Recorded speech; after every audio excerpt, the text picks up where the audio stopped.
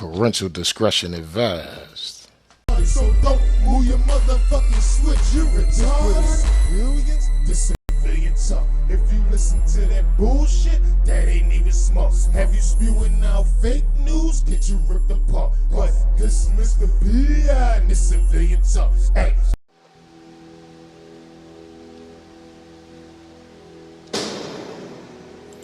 Yo, it's your boy Mr. P, coming straight at you, bring you that civilian talk. Please wake up America news, because if we don't wake up today, we may not have an America to wake up to tomorrow, you feel me? Listen, man, you know what I'm about to say. I'm still gonna say it. Shit is fucking crazy, bro.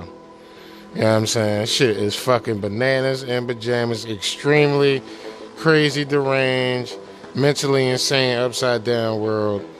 But I gotta be the one to tell y'all, man. A lot of this shit is for pure fucking distraction purposes, and is really to keep your hands full while other motherfuckers do something else.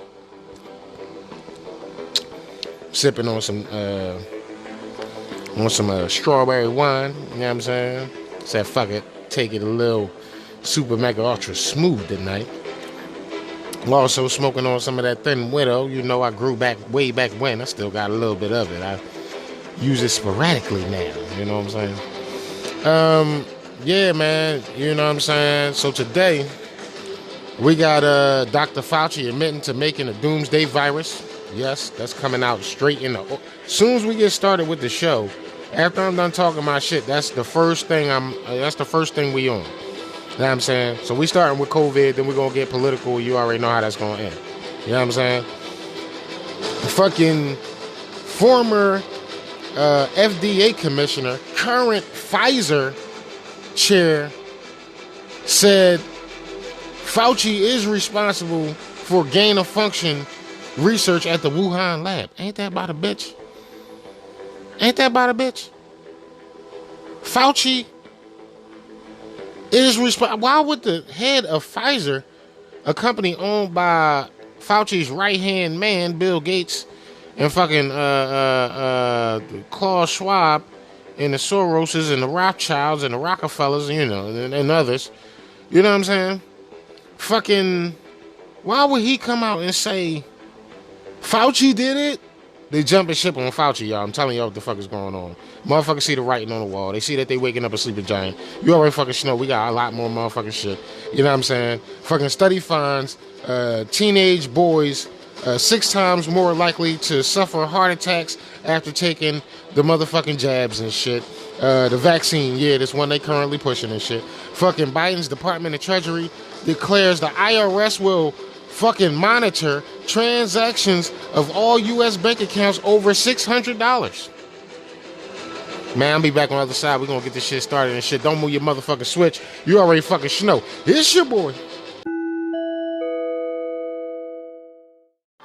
Yo, it's your boy, Mr. P. You already know, coming straight at you. Listen, I appreciate all the support you bring to the show. I appreciate all the time you take out to listen to the show. But remember, just holding that information hostage is selfish as hell. You already know. So remember, you got to share the show.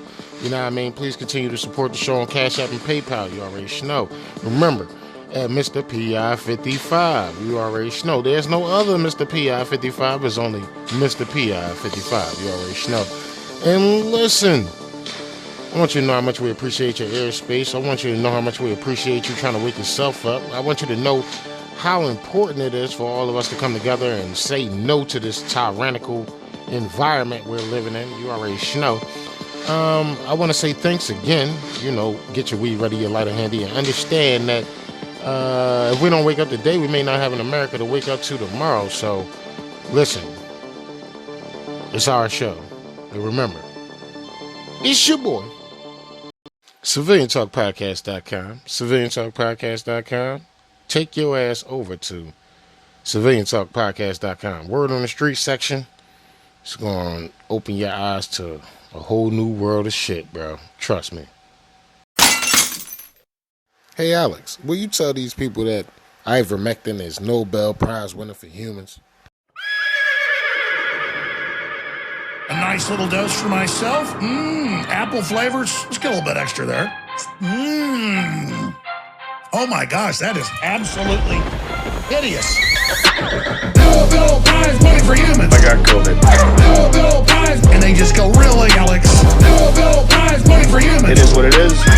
Bill Pies. Really, you're stupid. And I sure wish you'd wake up. As the globalists have a plan. They just make jokes and go, oh, Joe Rogan took horse paste. Want to see my ivermectin? This is ivermectin for humans.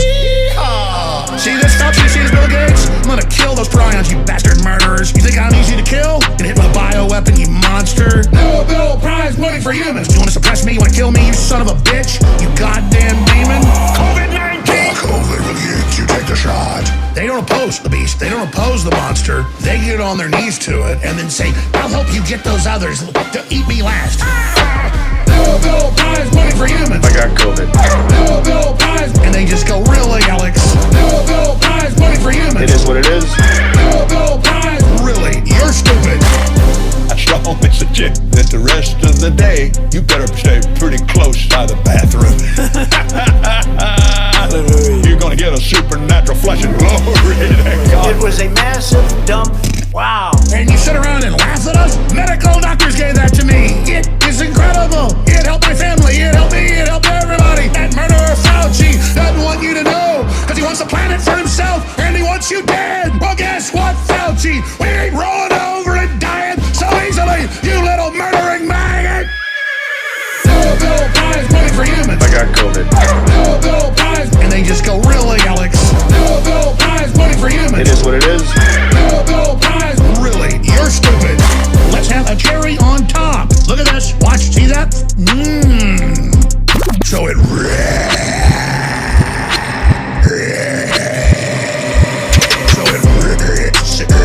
I took the ivermectin. Oh no, Fauci's right.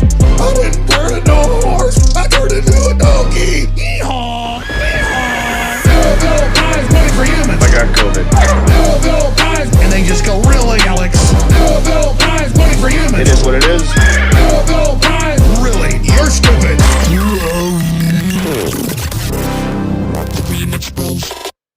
Now listen, if you have not subscribed to YouTube channel, do it right now. Do it today. And all you have to do is click the big red subscribe button on the YouTube channel. Whoa!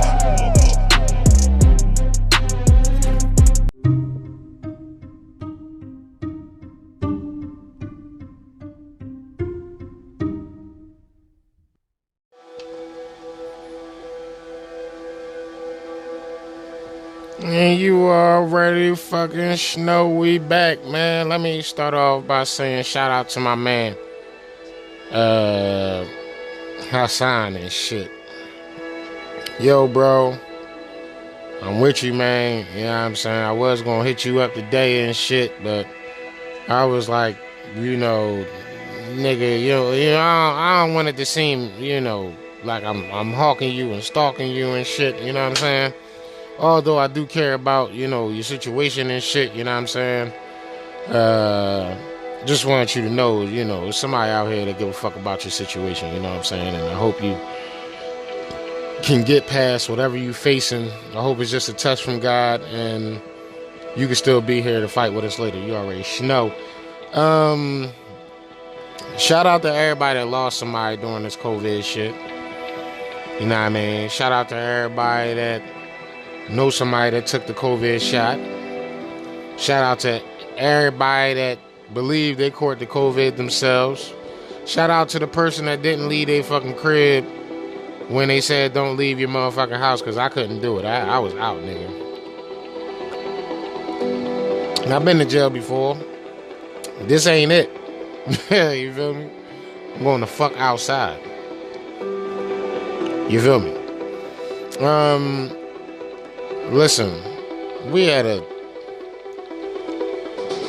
crossroads, yo. People been saying for months that it's time to stop waking motherfuckers up. Stop trying to wake motherfuckers up and tell motherfuckers to prepare and shit. You know what I'm saying? I don't necessarily want to be that guy, you know what I mean? That's some old bearer of bad news type shit, you know what I'm saying?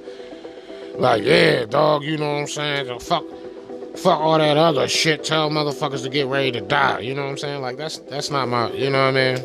It's not my twist. But I found myself unnerved, right?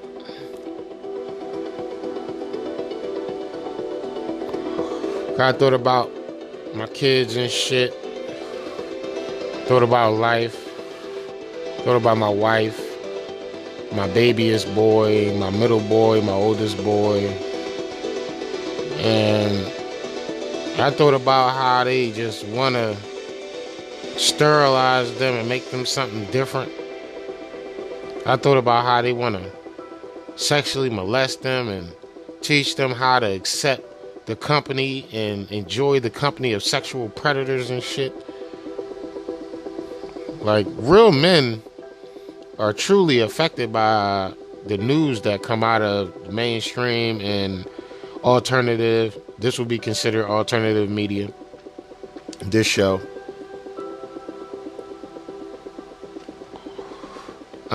I'm very frustrated with society right now.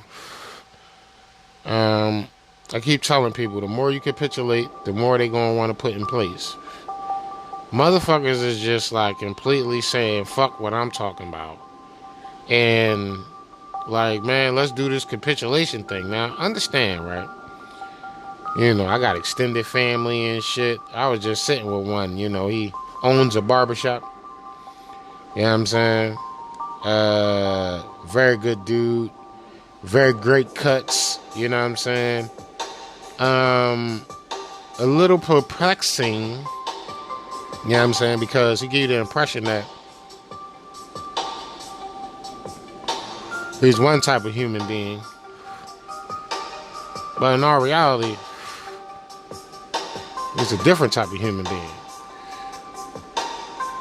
Now, I ain't gonna call him no bitch ass nigga or no lefty loser or nothing like that, because that's not what he is. But the word conformist does come to mind. You know what I'm saying? Motherfuckers that you show proof. And the bull is on the cover page of CivilianTalkPodcast.com. You go over there to CivilianTalkPodcast.com. You know what I'm saying? You fucking go to the scroll down.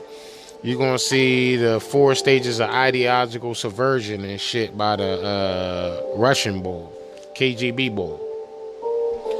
And he tell you at the end of all that shit, he be like, yo, these people, you can show them evidence, mountains and mountains and mountains of evidence. They won't move though. They won't change their stance. They'll still drink the Kool-Aid that they've been served and shit.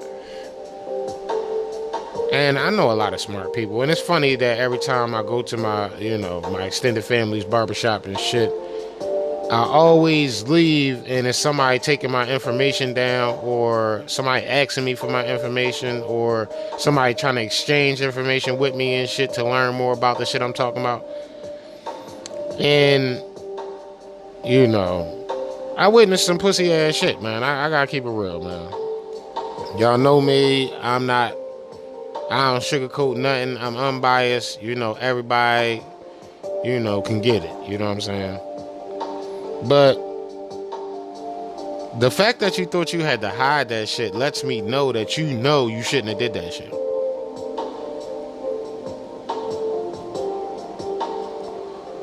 You feel me?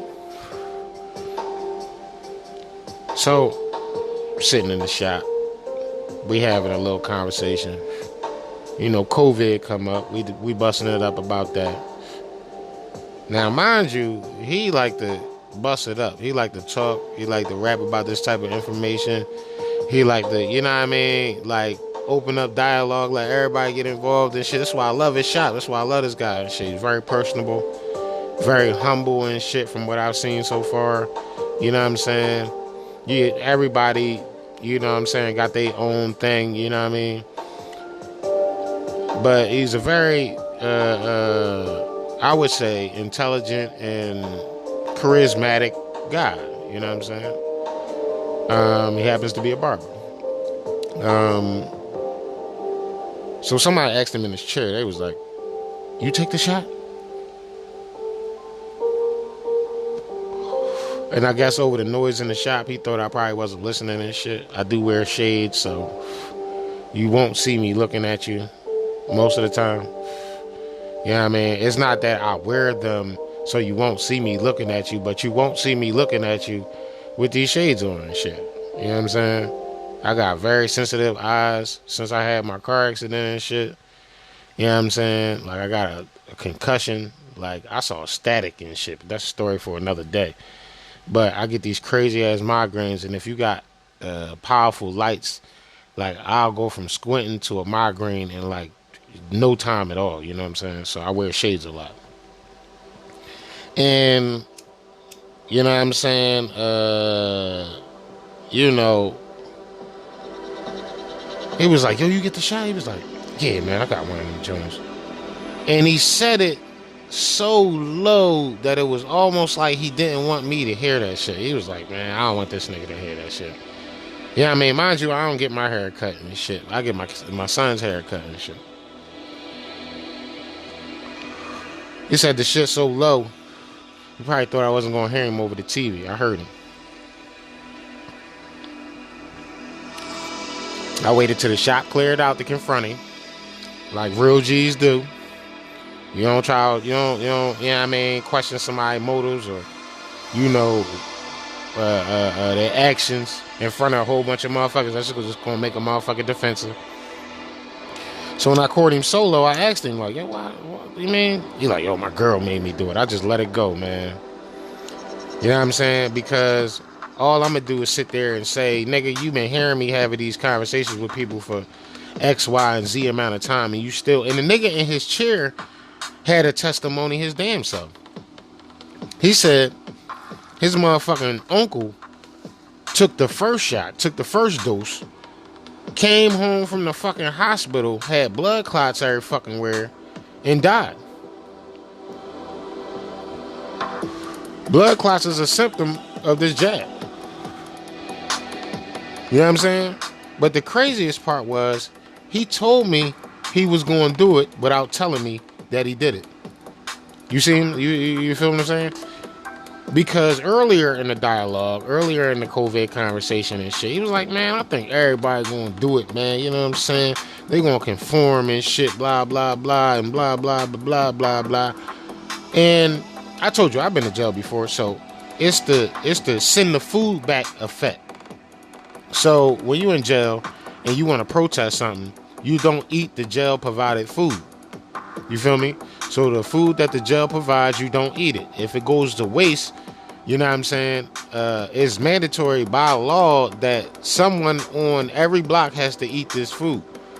If no one eats it, then we gotta come and address this protest, because they can shut them down if nobody eating the food. If you just having a mass starve, you know what I mean, suicide zone and shit. You know what I mean? You gonna have to come shut this jail down. So sometimes we used to protest because somebody stab up somebody on the block and shit, and after 3 days of being locked the fuck down, you like, yo, I want to come out in the fucking day room, enjoy some motherfucker, play some basketball, handball, whatever the fuck, some push-ups outside, whatever, get a real shower, whatever. The food will come around, and niggas would be like, yo, don't fucking take the food, blah, blah, blah. And then people from their personal stash, me included, I was making peanut butter and jelly sandwiches. I would like, yo, let me get a loaf of bread. I wouldn't, like, for some reason, they didn't count the loaves of bread for some reason and shit. Like, they didn't give a fuck about the loaves of bread. They wanted you to eat the actual food, because they knew 7 loaves of bread wasn't going to feed the whole block. But it would, but it won't. But it would, but it won't. So what would happen is, motherfuckers that got peanut butter and jelly would get a whole loaf, make like 8 sandwiches and shit, you know what I'm saying? 10 sandwiches, sometimes use the whole thing so motherfuckers somewhere else can have something to eat and shit, so they won't take these trays. You give out soups, that's the noodles and shit, you know what I'm saying? Some motherfuckers gave out their little rices and all that shit, you know what I mean? Motherfuckers got exotic with it sometime and shit. Some motherfuckers would just make one big ass meal and just disperse little fucking portions to a whole bunch of cells as well and shit. So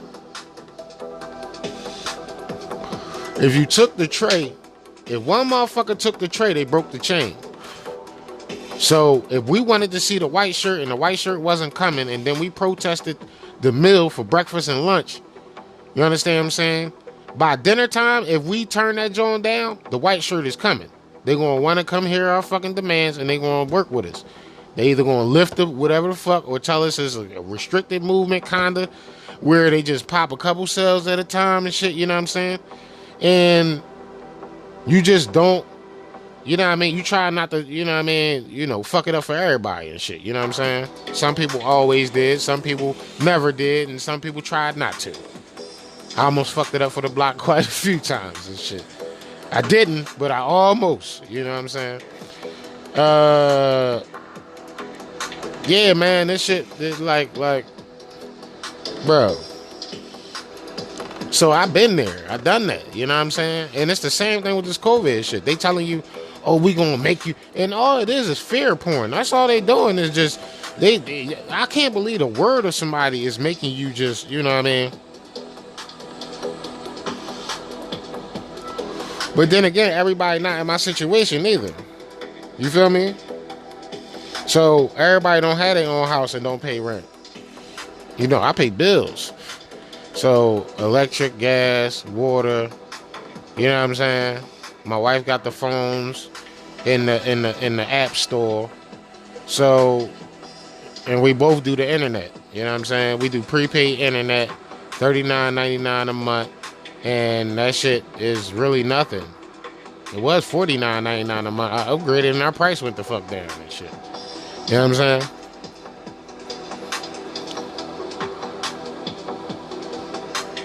Which reminds me, I gotta call in and see what the latest deal is so I can see if I can knock it down some more. You feel me? But even with that being said, you gotta say no. Or at least if you gonna be on the side, you gonna say, if you gonna talk all that shit like, man, fuck that, I ain't doing shit. Be about that shit. If you know you gonna take it, then take that shit. Don't fake it. Don't fake taking that shit because you wanna, you know what I mean, be cool and shit. You think that shit gonna make you more personable or somebody gonna like you less.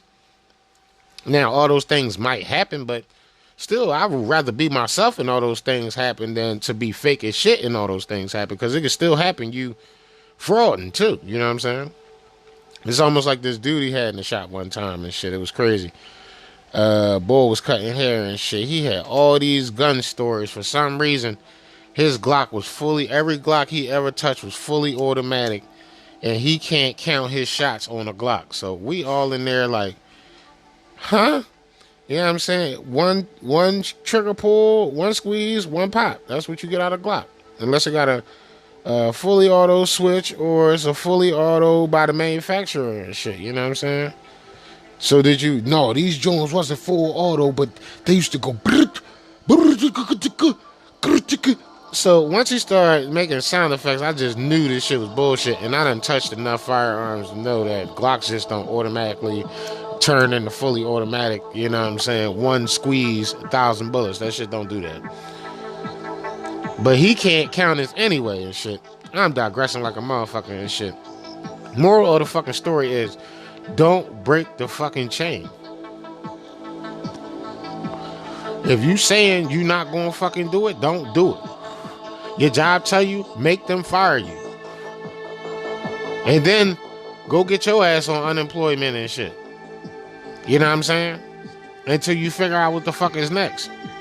Me, my wife, we opening our own businesses. So we both like, man, fuck your mandate. What you gonna do? We got our own house. We don't pay rent. We don't need no rent moratorium and no shit like that. We good. Property tax, bam, easy. Multi-bailey. You understand what I'm saying? So for us, it's like, you know, we can stand by our decision and shit. But for y'all that pay rent, work at stores that's mandating that shit, I would love to hear from y'all. I would love to hear from y'all. And then I know motherfuckers that's catching this shit naturally. Shit not no game, bro. You know what I'm saying? The fucking, I'm on the phone while he in the hospital. The doctor walk in. Asking him all these questions and shit. Like, yeah, you still alive? You still don't want that ventilator? You still don't want the ventilator? I don't want no fucking ventilator. I'm getting better. He's literally willing himself to get better. He is telling his mind he is getting better, and his mind is telling his body he is getting better. And I can tell he getting better too, because he done posted a shit ton of shit in like the last day and a half and shit, you know what I'm saying? Shit ton. He back to sharing and shit. And what alerted me to his situation was he wasn't on Facebook at all. I didn't see none of it, like he wasn't active on Facebook and shit. And even if I don't fuck with you like that and shit, you never know what I'm paying attention to, or you never know what God is, pushing in front of me to pay attention to. Talk to him. You know what I mean? Very good dude. You know what I mean? Very intelligent dude. Been on the show before. You know what I'm saying? Like, and he's like, yo, I'm getting better, man. I'm getting better, dog. I'm getting stronger, man. You know what I'm saying? I'm telling him, like, yo, man, I don't know if you can get some ivermectin in there. I wish you was from my city. I'll smuggle you some in and blah, blah, blah, blah, blah. You know what I'm saying? Wish you could get some hydroxychloroquine. Oh, you can't get hydroxychloroquine? Try some quinine and shit and a high dose vitamin C. You know what I'm saying? Ask somebody for some tonic water with quinine in it and shit. It's the same thing as hydroxychloroquine with that zinc they got you on and shit. You know what I'm saying? Get you some vitamin C and shit. Get that shit start getting pushed into the cells. That shit they'll start rumbling extra hard. Supercharge them Jones. I gotta admit, I haven't been like sick in like since this shit started. That's because I just been on my vitamin mineral kick, like, you know what I mean? I just be pushing it, bro. I don't play no fucking games. You know what I mean? I'm taking everything. I don't give a fuck. You know what I mean? Shout out to InfoWars for the vitamin mineral fusion. You know what I'm saying? Always need that. You feel me? Got some regular, you know what I mean, zinc and vitamin C and all that cool ass shit. Plus, I work out and shit. Got the protein shakes and the creatines and all that shit. That shit got vitamins and shit in it. Little do people know. You know what I'm saying? Just be mindful of your situation, you feel me? And if you find yourself like, fuck it, I'm going to take some ivermectin because I got some in the stash here just in case they try to take it off the shelves and shit look like it's getting crazy. You know what I'm saying? I already seen somebody eat it and they still doing their thing, so I'm going to do the same thing. Eat that shit and keep it moving.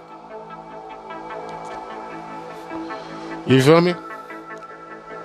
Yeah, I'm saying be on your motherfucking P's and Q's, dog, because this shit is not... See, they told us to be scared of something just so they could sell us a vaccine to what we were supposed to be scared of, and it was nothing that we were supposed to be scared of the first time. And then the vaccine was the something we should have been scared of the whole time. Now they talking about they got fucking viruses that's 20 times worse than the virus that they already gave y'all that's killing y'all niggas left and right. The Delta variant and all that. You feel me? Like, this shit ain't no game. Niggas think it's a game, man. Okay. You think it's a game, my friend? New York Times, January 8th, 2012, editorial. An engineered doomsday. Okay? Scientists have long worried that the influenza virus that has ravaged poultry and wild birds in Asia might evolve to pose a threat to humans. Now, scientists financed by the National Institutes of Health, the NIH, Dr. Fauci, have shown in a laboratory how that could happen. In the process, they created a virus that could kill tens of hundreds of millions of people if it escapes confinement or was stolen by terrorists. This video is called Doomsday Virus. Let's do it. As Sally mentioned, following that... Y'all hear Dr. Fauci's voice and shit. As Sally mentioned, following that is you guys is in for a ride of your life is tonight is, and I'm not gonna play the whole thing is because you know we still got a whole shows is, but I'm gonna give you a nice portion of it is, you know what I'm saying is, so you can get on with your motherfucking disease and all that is. There was an explosion of reaction, sometimes bordering on the very extreme, as shown by this editorial from the New York Times, an engineered doomsday. This is just one, but as some of you may recall, there was a lot of activity talking about worst case scenarios where the world might be destroyed. In that setting, the influenza community voluntarily imposed upon themselves a pause of 60 days from January 2012 on any research involving highly pathogenic avian influenza virus, leading to the generation of viruses that are more transmissible in mammals. That was supposed to be a 60-day, and as you know, the moratorium is still in place. The pause he's talking about, pause on avian flu transmission research, future Coaca, and 37 other influenza researchers. This is from Science Express, January 20th, 2012. We have agreed on a voluntary pause of 60 days on any research involving highly pathogenic influenza H5N1, the one they talking about now. You know what I'm saying? They talking about they got that shit in the tuck. Leading to the generation of viruses that are more transmissible in mammals. They just said this H5N1 John was supposed to be like the dead super mega ultra strain that a motherfucker could get. Voluntary moratorium on the part of the investigators. But soon thereafter, there began to be an open discussion clarifying that research in different fora outside of the NSABB. The NIH and the CDC, because we do similar work, also agreed that we, in our own intramural investigators, we would refrain from these types of experiments and essentially abide by the moratorium that was signed on by a significant number of our extramural investigators. And that's the research paper is National Institutes of Health, NIH Training Discovery into Health, NIH Statement on H5N1, January 20th, 2012. 120. Is that funny? That the date will be 1/01/20/2012. You know what I'm saying? You know they got a thing for numbers and shit. We applaud the decision by these scientists who have demonstrated great responsibility and flexibility in pausing their work to allow for a full dialogue about the risks and benefits of this research. NIH, the Center for Disease Control and Prevention, and other U.S. government agencies that conducted or fund such research, it will also abide by the moratorium and shit. I'm talking about the investigators at NIAID and other institutes as well as the CDC.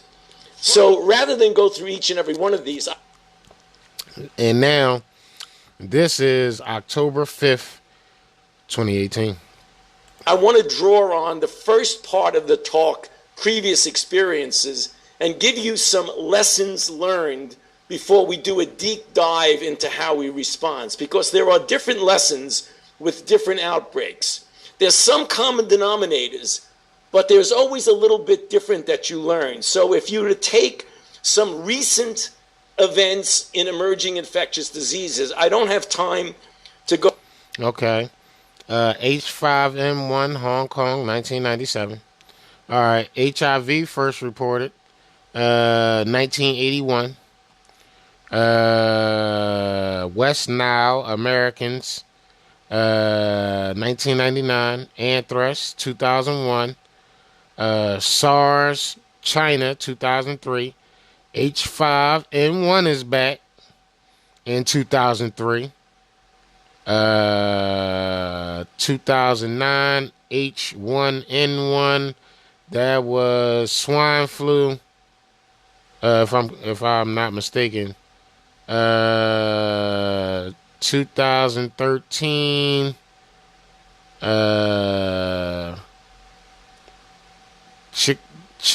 Chikungunya, Americans. All right. 2015. Yellow fever, Angola, and DRC.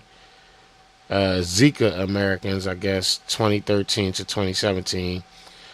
Plague Madagascar, 2017. Ebola, West Africa, 2014. Yellow fever, Brazil, 2016. Ebola, Democratic Republic of the Congo.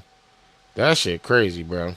Go into each and every one of these, but I want to pick out a few and just drop a couple of pearls about things that we need to remember. So the first one that we'll things that we need to remember talk about is SARS, which is an amazing epidemiological phenomenon that we all need to remember in the history of how outbreaks occur. But I want to pick out a few and just drop a couple of pearls about things that we need to remember. So the first one that we'll talk about is SARS, which is an amazing epidemiological phenomenon that we all need to remember in the history of how outbreaks occur. That mean they did it. But I want to pick out a few and just drop a couple of pearls about things that we need to remember. So the first one that we'll talk about is SARS, which is an amazing epidemiological phenomenon that we all need to remember in the history of how outbreaks occur. Of course, it has to do with everything from transparency, which, as you know, I see Mike smiling because we went through this together, is the outbreak in the Guangdong province of China, which was sort of sold in the early months to be kind of an unusual influenza. Well, it wasn't influenza. It was a brand new disease. In November, the first cases were seen in China. They reported the cases in February, so 3-4 months later, and only when one of the people who was infected went from Guangdong to Hong Kong and stayed in the now famous or infamous Metropole Hotel. And they fucking flew to Germany, Ireland, Toronto, and it looks like the United States of America, plus Vietnam and Singapore and Thailand, nigga. So they went on a spreading spree, nigga. The shit made fucking dump stops. It's almost like the 12 Monkeys when the bull opened the shit in the fucking in the airport. All them people going to different places, all infected with something. You know what I'm saying? That shit bugged out, bro. And infected about 19 people. On the next to last slide, in the second bullet, I put up the point that makes things much more complicated, and that March is that 20th, in the discussions of the NSABB, when you talk about funding, obviously there are biosafety right up there, biosecurity, things that you take into considerations. And when we fund a group, as I emphasized in my presentation, like Ron's and like Yoshi's and others who are well-trained, well-regulated, experienced, et cetera, et cetera. True, there is the possibility, as we mentioned, that there may be an accident, but that's a group that's very, very highly capable of conducting the research, et cetera. True, there is the possibility, as we mentioned, that there may be an accident, but that's a group that's very, very highly capable of conducting the research, et cetera. True, there is the possibility, as we mentioned, that there may be an accident, but that's a group that's very, very highly capable of conducting the research. Question that was brought up. But he didn't fund it, remember? Remember, he ain't funded. He didn't fund the research, but that's a group that is highly capable of conducting the research. Of course, it might be an accident, that we said, but that's a group fully capable of conducting the research. Let's hear it like 12 more times. Let's do it. Right up there, biosecurity, things that you take into considerations. And when we fund a group, as I emphasized in my presentation, like Ron's and like Yoshi's and others who are well-trained, well-regulated, experienced, et cetera, et cetera. True, there is the possibility, as we mentioned, that there may be an accident, but that's a group that's very, very highly capable of conducting the research. True, there is the possibility, as we mentioned, that there may be an accident, but that's a group that's very, very highly capable of conducting the research. True, there is the possibility, as we mentioned, that there may be an accident, But that's a group that's very, very highly capable of conducting the research. The question that was brought up in one of the discussions is that you're not worried that much about them, and it isn't who we fund that people are concerned about, but it's the people who will then use the research from the people we funded. So the real fundamental question is, when we make a funding decision, do we have to make a decision based on funding even the most careless, most unregulated, because they're going to use the information? That sets an extraordinarily high bar for what you're going to fund or what you're not going to fund, because you're going to say, if people are going to use this information, they may use it with no biosafety or biosecurity concerns. So the real fundamental question is, when we make a funding decision, do we have to make a decision based on funding even the most careless, most unregulated, because they're going to use the information? That sets an extraordinarily high bar for what you're going to fund or what you're not going to fund, because you're going to say, if people are going to use this information, they may use it with no biosafety or biosecurity concerns. Essentially, you're going to say, if people are going to use this information, they may use it with no biosafety or biosecurity concerns. So I'd like... You know what I'm saying? Y'all, man, Dr. Fauci's disease. What kind of breakthrough?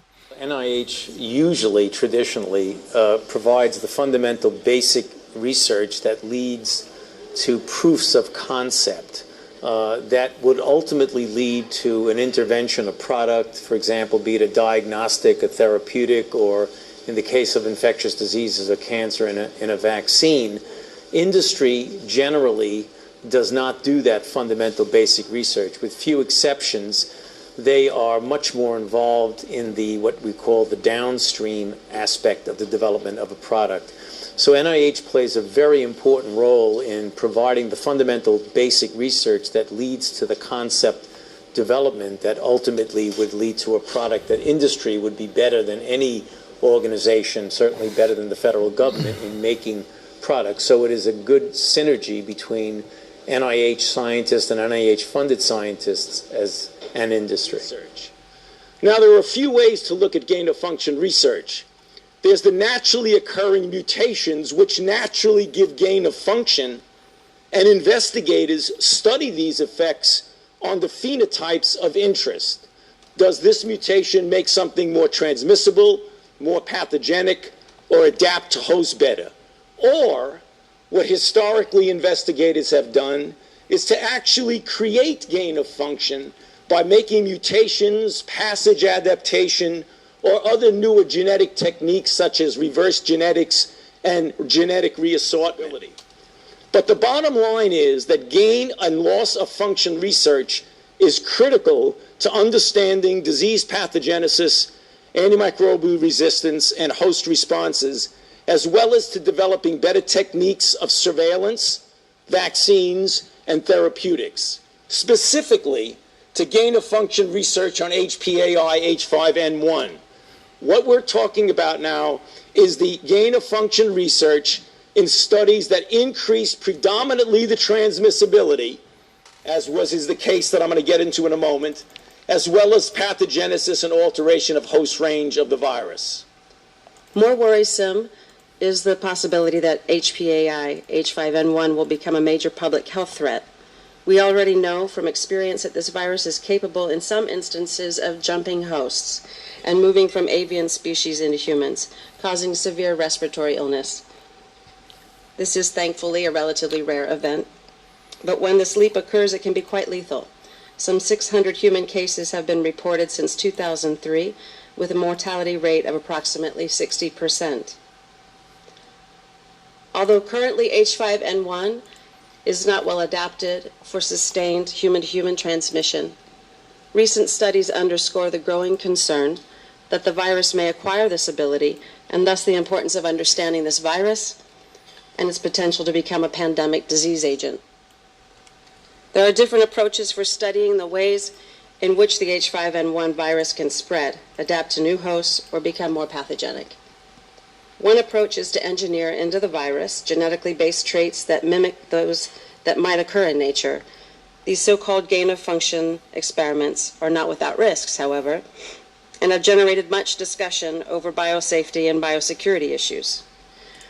I think we all remember about a year ago reading the New York Times article that talked about the doomsday virus. I think that launched us off onto a very vibrant discussion about this type of research. These safety and security concerns are global in scope, and thus any path forward for this type of research must be developed through an international dialogue. Thank you very much, Harvey. It's a great pleasure to be here with you this morning. I want to take this opportunity, as you see on this first slide, to first welcome you all. I know I see so many friends and colleagues in the room who have traveled a great distance to be here with us today to discuss this extraordinarily important topic, but also to give a brief overview. As Harvey said, a considerable amount of the activity that goes on in this area from a research standpoint comes from the NIH and NIAID. As you know, we're part of the Department of Health and Human Services, as is the Centers for Disease Control and Prevention, who also have a considerable amount of contributions, both from a public health surveillance as well as from a research standpoint, in the topic for today, which is gain-of-function research on highly pathogenic avian influenza H5N1. So what I'd like to do is to give you a perspective historically, briefly, but historically, about how we got here today to discuss with you in an open forum represented by many different perspectives in the questions that we'll be asking today. So from the standpoint of research in general, we at the NIH and the CDC have been involved in the study of influenza literally for decades and decades. I don't need to tell this audience, but I know there are those who are listening in who may not have the historical perspective, is that seasonal influenza itself is an extraordinary threat to global health, resulting in approximately 500,000 deaths per year worldwide. Now, highly pathogenic avian influenza, as you've heard from Sally, is widespread among poultry in parts of Asia and the Middle East. Infections of humans, i.e. jumping species, is rare, but when it occurs and causes severe respiratory illness. Currently, this virus is not well adapted for sustained human-to-human transmission, but there is concern that has been going on now for approximately a decade. In fact, the first cases were in 1997, but since 2003, there has been considerable concern that the virus may ultimately acquire the ability to adapt itself better for human-to-human transmission. And integral to that study has always been the issue of gain-of-function research, not only for influenza, but essentially for all infectious diseases research. Now, the reason we are here today in this room with H5N1, highly pathogenic influenza, and we're not in this room discussing so many of the other gain-of-function research that we do, is because naturally occurring HPAI, H5N1 viruses cause a reported almost 60% mortality in humans, which triggered a concern, understandably, clearly, that if you give a gain-of-function of a pathogenic virus to make it more transmissible, that's a whole different story than some of the other things we face. So why are you doing it? So let's get down to what happened very briefly. You know, historically, and I'm going to go very quickly through the historical perspective that brought us here today. There were studies done by two NIH, NIAID-funded investigators, Ron Fouché and Yoshi Kawaoka, in which H5N1, a strain from Indonesia and a strain from Vietnam, were altered in a gain of function, either by direct mutation or by reassortment. And by passage in ferrets, the mammal model for this virus, for humans, there was an increase in fact, a development of aerosol transmissibility in a mammal, which this particular virus did not have. Because of that, this triggered concern. They did it. This was after the experiments had been done and after they had been submitted to the journals. And from this press statement, we put it before our National Science Advisory Board for Biosecurity here at NIH, which is representative and advisory to the entire department of HHS as well as to other agencies.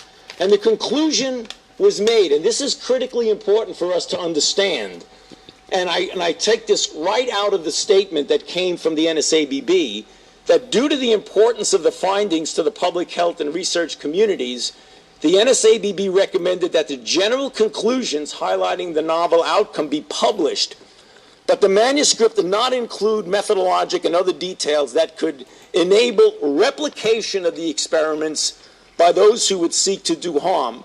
What also was discussed that might accidentally be released, so it is not just people who would deliberately do harm. First of all, but they are those people that would deliberately do harm. Concern of the danger of people that you fund. So, I mean, this whole video is like 40 minutes and shit. You know what I'm saying? I ain't gonna run this whole joint. You can go over to civiliantalkpodcast.com, go over to the Word on the Street section and either scroll through or just type in the Doomsday Virus and it should pop up. Yeah, because we got to keep it rolling and shit. But former FDA Commissioner Fauci funded gain of function on even deadlier MERS-like coronaviruses. And again, this is the head of the current Pfizer board member and shit, Scott Gottlieb, reacted to further revelations this week regarding the funding of dangerous gain-of-function research by Anthony Fauci, noting that a previously unknown fact had emerged that lab tampering was undertaking on MERS-like coronaviruses, which are even deadlier than the SARS-like relatives. We're about to check it out. Let's do it. We go now to former FDA Commissioner Dr. Scott Gottlieb, who sits on the board of Pfizer and joins us from Westport, Connecticut. He has just finished work on a book that will be out this fall titled Uncontrolled Spread: Why COVID-19 Crushed Us and How We Can Defeat the Next Pandemic. Good morning, Dr. Gottlieb. Good morning. So usually when we're together, we talk about the past and look towards the future, but this week we've been talking a lot about the past. Why is it that there is now a conversation about how this pandemic started, and why is that important? Well, look, I think the challenge is that the side of the ledger that suggests that this could have come out of a lab has continued to expand. And the side of the ledger that suggests that this could have come from a zoonotic source, come out of nature, really hasn't budged. And if anything, you can argue that that side of the ledger has contracted because we've done an exhaustive search for the so-called intermediate host, the animal that could have been a host to this virus before it spread to humans. We have not found such an animal. We've also fully disproven the market, the food market that was initially implicated in the original outbreak as the source of the outbreak. And so that side of the ledger probably has shrunken. And China could provide evidence that would be exculpatory here. They could provide the blood samples from those who worked in the lab in Wuhan. They've refused to do that. They could provide the source strains, some of the original strains. They've refused to do that. They could provide access to some of the early samples that we could sequence. They could provide an inventory of what was in the lab, the Wuhan Institute of Virology, the lab that has been implicated in a potential lab leak. They have refused to do that. And we know that that lab was poorly constructed, had poor controls. That was reported at the time that it was first opened. We know the lab was engaging in very high-risk research, including infecting transgenic animals, animals with fully human immune systems. We know they were working with SARS-like viruses that have never been disclosed before. And now we have new evidence that some lab workers became infected right at the time that this virus was believed to be first introduced. That's been publicly reported. So that side of the ledger has expanded, and I think that's why there is renewed focus on this. In terms of your final question, why this is important, I think if we assess that there's a probability or a possibility that this came out of a lab, it's going to affect how we respond to this. We're going to need to focus on trying to get better controls in this sort of high-risk research going forward and get better controls over these BSL-4, these high-security labs that conduct this research. Incidentally, China was not conducting this research in a BSL-4 lab. They were doing it in a lower-security BSL-2 lab.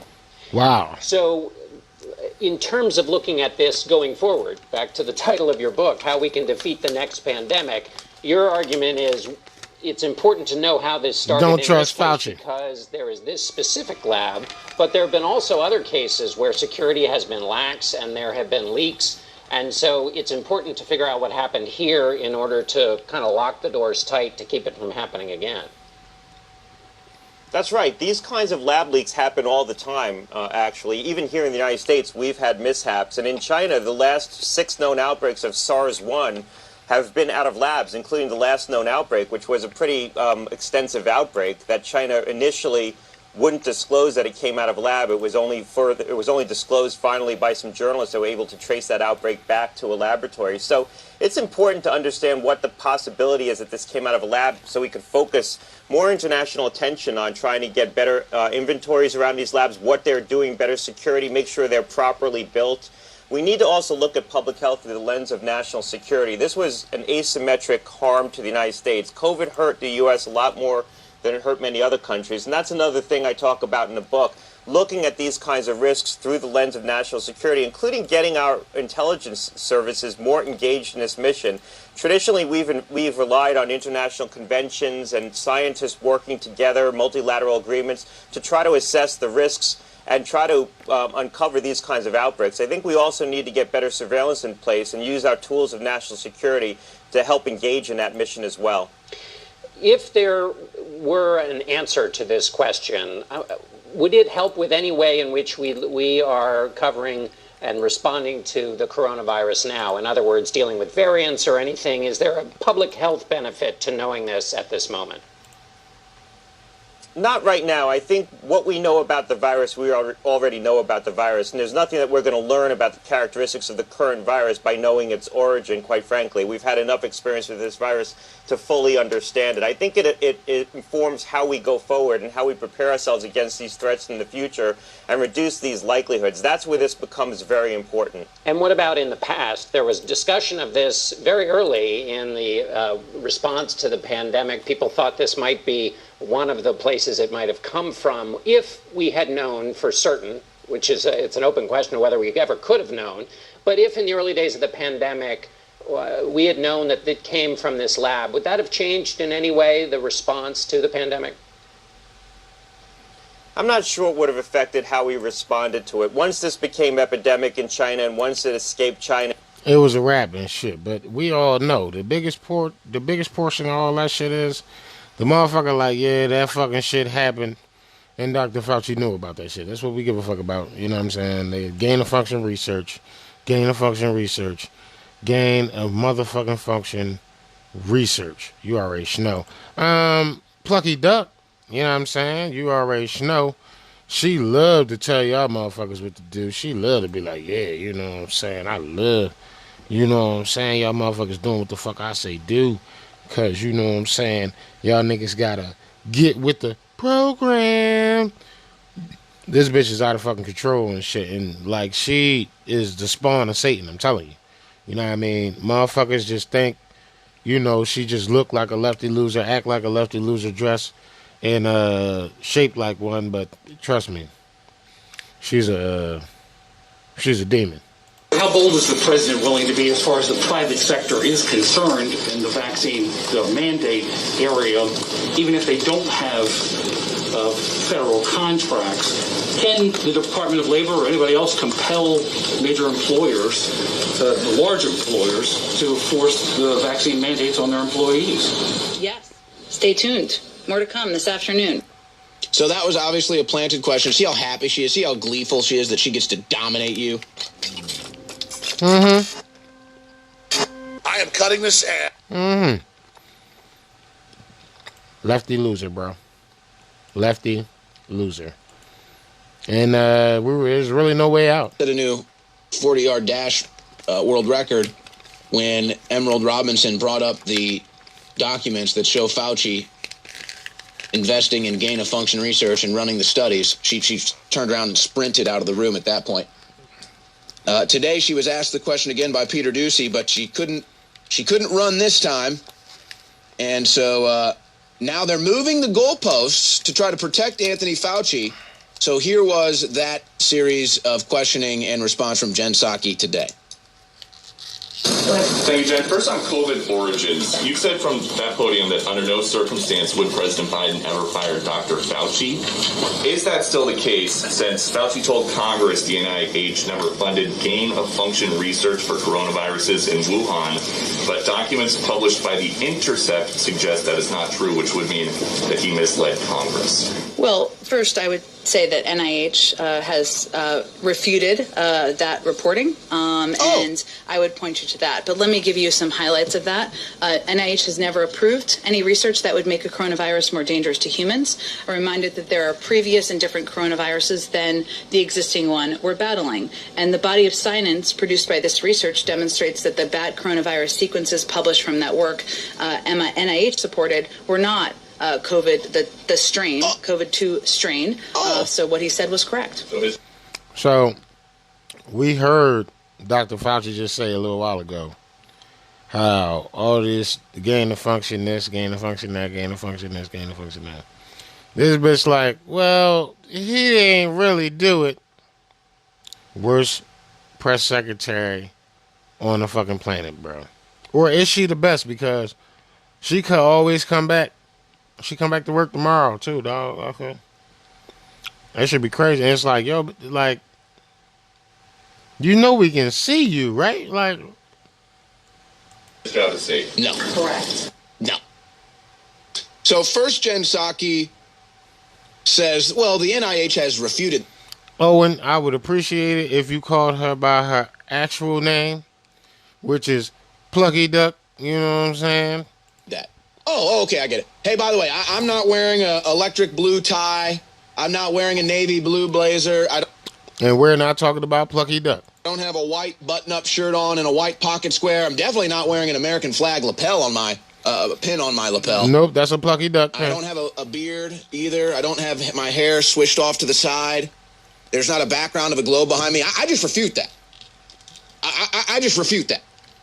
Oh, I mean, this is so clown world. We literally have the documents, the exact documents, Fauci, gain-of-function research, funded. NIH, He Eco did Health it. Alliance. We literally have the documents. It's the NIH. It's like the NIH signs it. Here, okay. And you're saying, hey, these documents say you funded gain-of-function research. Nope. NIH says, I refute that. Wasn't me. Like what? I refute that there's a neon blue light on my desk.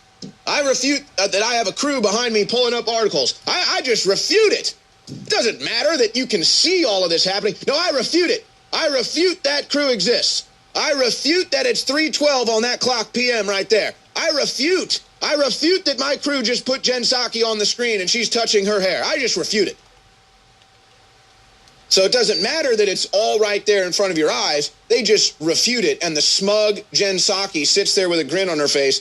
Because, again, she feels she's in control now. And she loves dominating you and lying to you. Then they just lie. Then they just lie and say, well, they weren't doing research that it would infect humans. Yeah, they were. That's also in the documents. That is also in the documents that they were trying to do spillover research to see how animal viruses could affect humans and infect humans.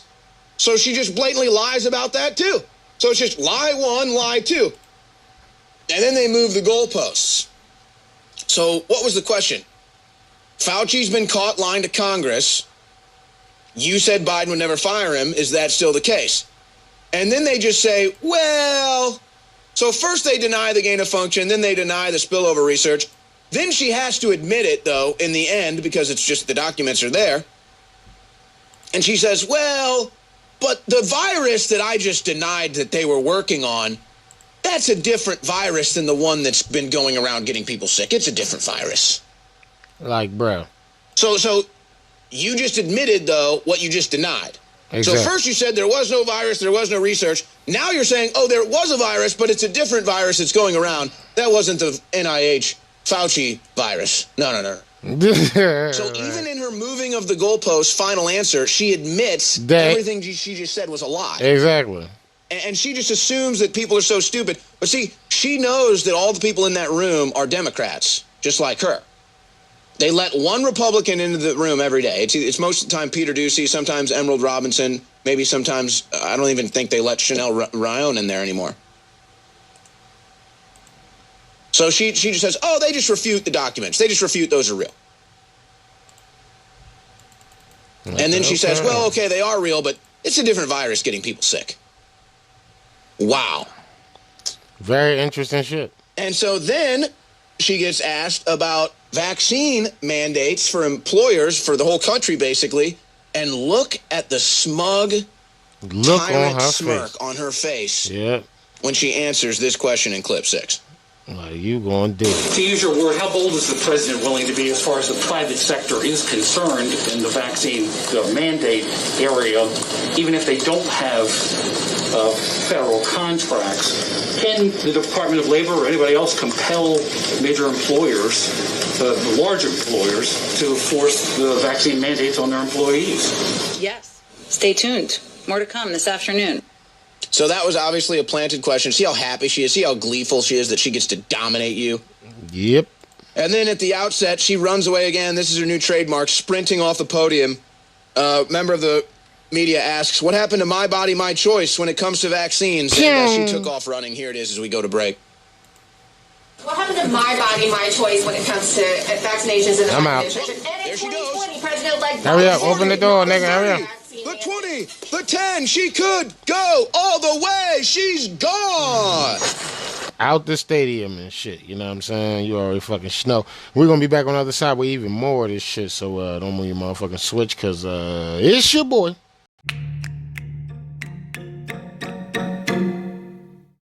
Hey, Trump, man, I heard we could use some disinfectant to kill this motherfucking coronavirus shit, man. Is that true? Warning, under no circumstances should disinfectant products be administered into the human body through injection, ingestion, butt chugging, or any other route. This video is a joke. Enjoy. We're also testing disinfectants, readily available. We've tested bleach. We've tested isopropyl alcohol. I can tell you that bleach will kill the virus in 5 minutes, and that's with no manipulation. So suppose we hit the body. I see the disinfectant. Suppose we hit the body with tremendous ultraviolet. Suppose we hit the body. I see the disinfectant. Suppose we hit the body with tremendous ultraviolet. We're leading the way in so many different ways. Supposing it brought the light inside the body in some other ways. As we continue to develop potential therapies, I see the disinfectant. I see the disinfectant. I think people are gonna know. You're gonna know. I'm gonna know. I think people are gonna know. You're gonna know. I'm gonna know. I think people are gonna know it. I see the disinfectant. This whole curse, this whole plague. And is there a way we can do something like that? Injection. Suppose we hit the body. I see the disinfectant. Suppose we hit the body with tremendous ultraviolet. Suppose we hit the body. I see the disinfectant. Suppose we hit the body with tremendous ultraviolet. As we continue our battle against the virus, the data in fact suggests that we're making great progress with tremendous ultraviolet for the invisible enemy. And then I said, supposing you brought the light inside the body. And then I see the disinfectant ultraviolet through the skin. And it's working very well. Very big deal. We will end this plague. And then I see the disinfectant. I see the disinfectant. That's really powerful. We hit the body. I see the disinfectant. Suppose we hit the body with tremendous ultraviolet. Suppose we hit the body. I see the disinfectant. Suppose we hit the body with tremendous ultraviolet. What the fuck, bruh?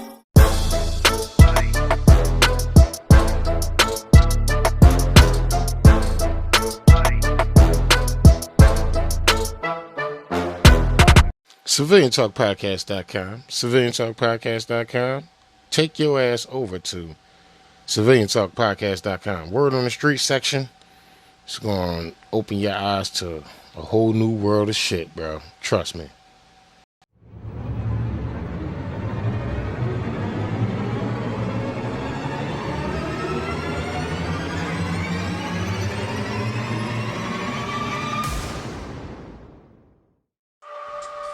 And we back. You already know.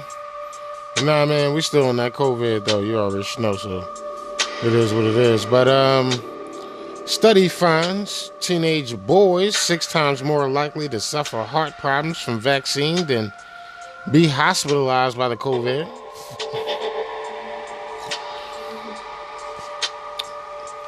Yes, sir. So taking a shot is going to fuck them up more than catching the shit naturally. You know what I mean? Damning data proves clear risk of vaccinating children. Research conducted by University of California has found that teenage boys are 6 times more likely to suffer heart problems caused by the COVID-19 vaccine than to be hospitalized as a result of the COVID-19 itself. Wow. A team led by Dr. Tracy Haig at the University of California investigated the rate of cardiac myocarditis, heart inflammation, and chest pain in the children aged 12 to 17 following their second dose of vaccine, reports The Telegraph.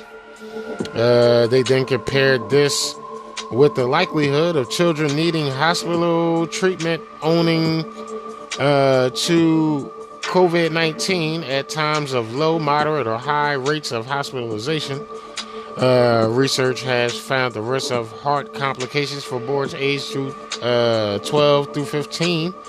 The vaccine was 162.2 per million, so 162 and some change per million little boys suffered this, reportedly, which was the highest out of all the groups they looked at. They compared the risk of a healthy boy being hospitalized as a result of COVID-19 infection, which is around 26.7 per million, meaning the risk that they face from the vaccine is 6.1 times higher. You know what I mean? Even during high-risk rates of COVID, such as January this year, the threat posed by vaccine is 4.3 times higher, while during the low-risk rates, the risk of teenage boys suffering cardiac adverse events from the vaccine is a whopping 22.8 times higher. The research data was based on a study of adverse reactions suffered by teenage boys between January and June this year. So not even a full year's worth of data. In an insane world, such data should represent a nail in a coffin for an argument that teenagers and children should be mandated to take this COVID-19 vaccine. But it obviously won't. In the UK, the government has pushed the vaccine on to 12 and 15-year-olds, even without parental consent, as well as Australia. Despite the Joint Committee on Vacations and Immunizations, JCVI advises against it. Meanwhile, in America, Los Angeles County, school officials voted unanimously to mandate COVID shots for children over 12, despite the angry opposition of parents. Very interesting shit. What's even more interesting is people are standing up to this COVID tyranny. So let's go over to JP Sears on why he has to cancel a few events because of the COVID. Let's do it. What's up, my friends? Hey, I want to let you know a little bit of an unfortunate situation that has me having to cancel a show. The show is supposed to be September 17th in Bremerton, Washington at the Admiral Theater.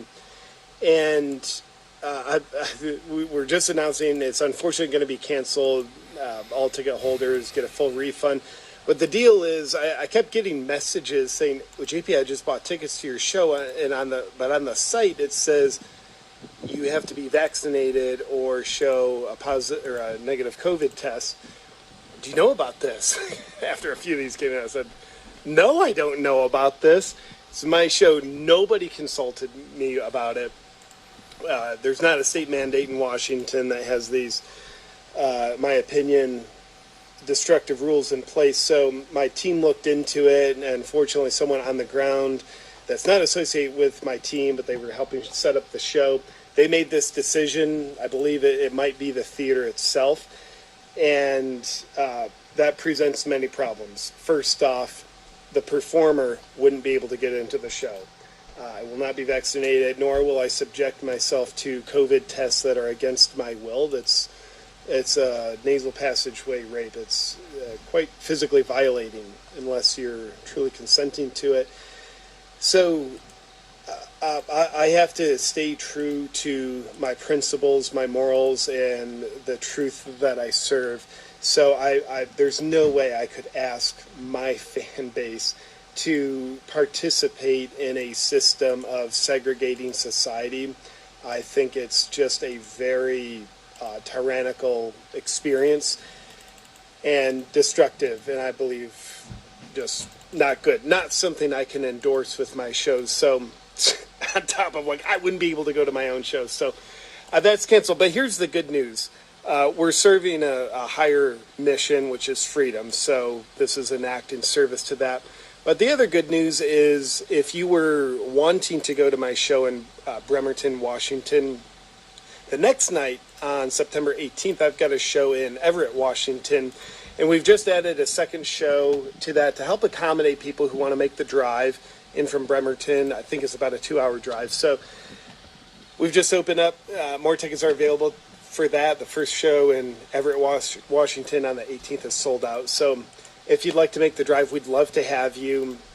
And aside from that, I just want to apologize that this show in Bremerton, unfortunately, it just can't go on under these circumstances. So I hope you know I stand with freedom, and I know you stand with freedom, or else how could you stand my content?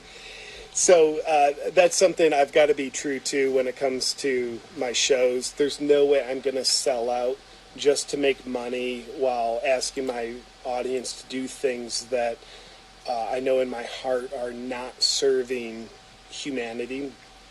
And I think my audience is just too smart for that anyway. So with that said, that's my pledge. I've got to stay true. I will never sell out.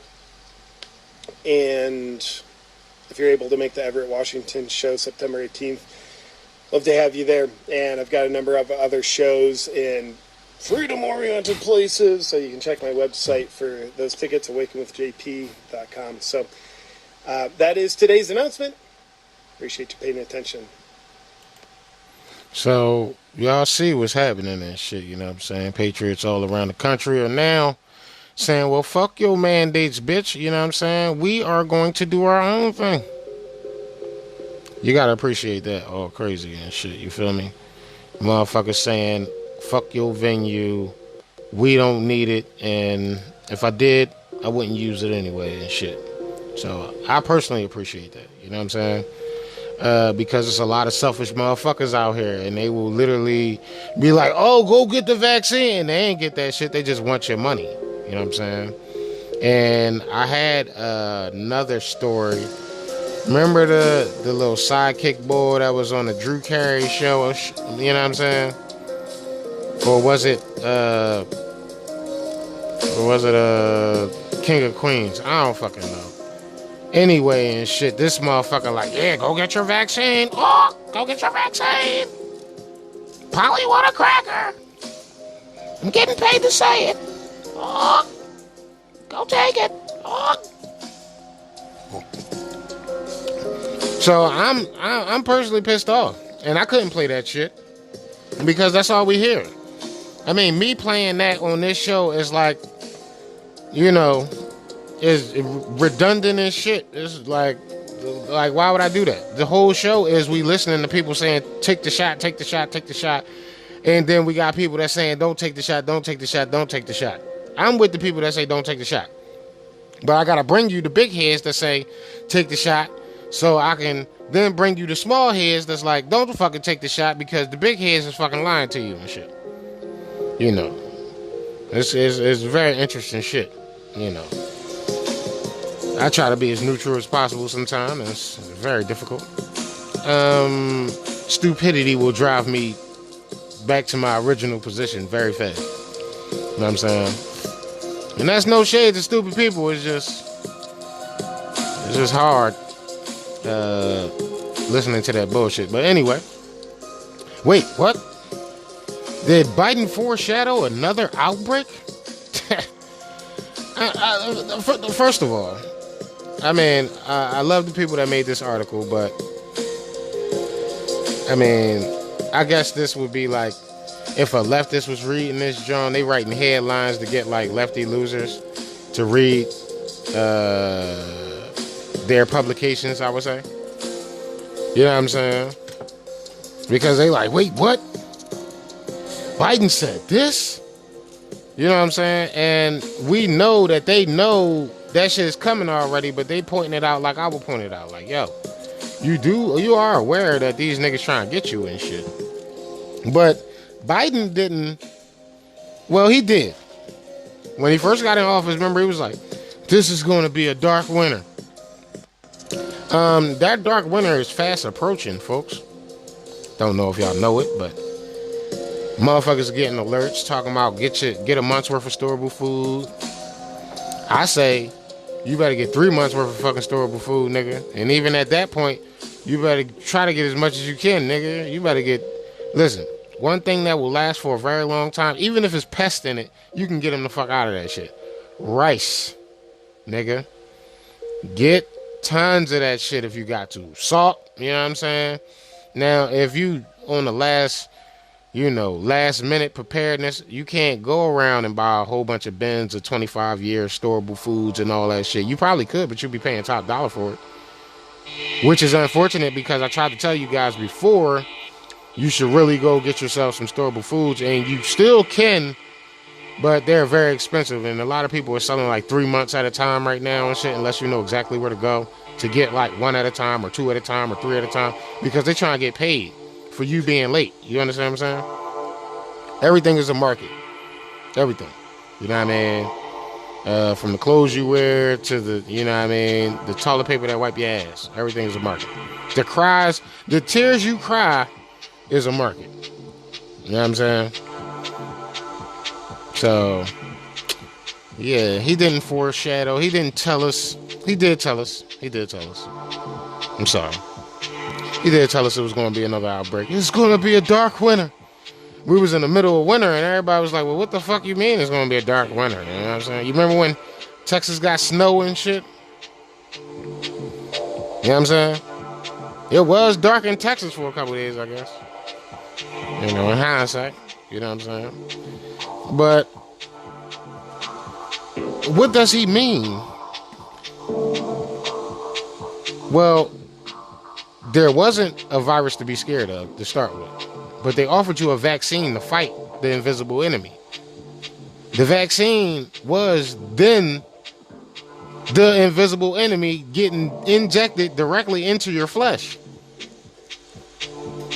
So you're supposed to be scared of something that's floating through the air, and they putting the shit in a syringe and injecting it straight into your body. Straight into you. Hey, man. Don't you want to be hip? Don't you want to be cool? Don't you want to save the planet? Well, how the fuck can I save the planet if I can take the shot and still catch the shit? And why is it that if you die within 14 days of taking your first jab, you die as an unvaccinated person? Why do they have a subcategory called, multiple subcategories, but this is just one, for instance. Why do they have a subcategory called partially vaccinated? So then they can say, well, that wasn't a vaccinated person that died. They was partially vaccinated. They're giving you the disclaimers all over the place. Y'all just heard Dr. Fauci say he funded gain-of-function research. He did it. I did it. And Mr. P's, you asking too many questions is all over again. I told your asses is. Just take the shots as is and save America's. You want to be Captain America's, right? No.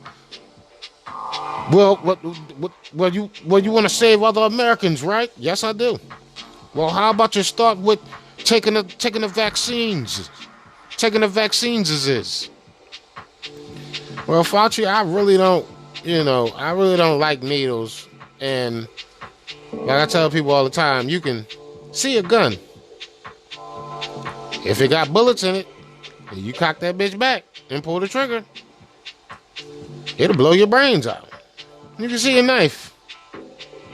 If it's wielded by the right person and shit, they can rip your guts out, chop your head off, chop your arm off. How about your leg? How about your privates? Fuck it, let's just carve them all the way up. Christmas turkey style. You know what I'm saying? You can see a brick. It's coming in hot. Hit you in the temple, bitch, you're gone. You can see the ground off a tall building. You know, if you step off that off the tall building, and hit the ground head first, nigga, it's a good possibility you won't be getting back up to walk back up those stairs or take that elevator back to the top of the tall building. But you see a syringe full of clear liquid and shit. Oh, it's just clear liquid. That's harmless. Nigga, it's harmless, nigga. The fuck? Why are you scared of some clear liquid, nigga?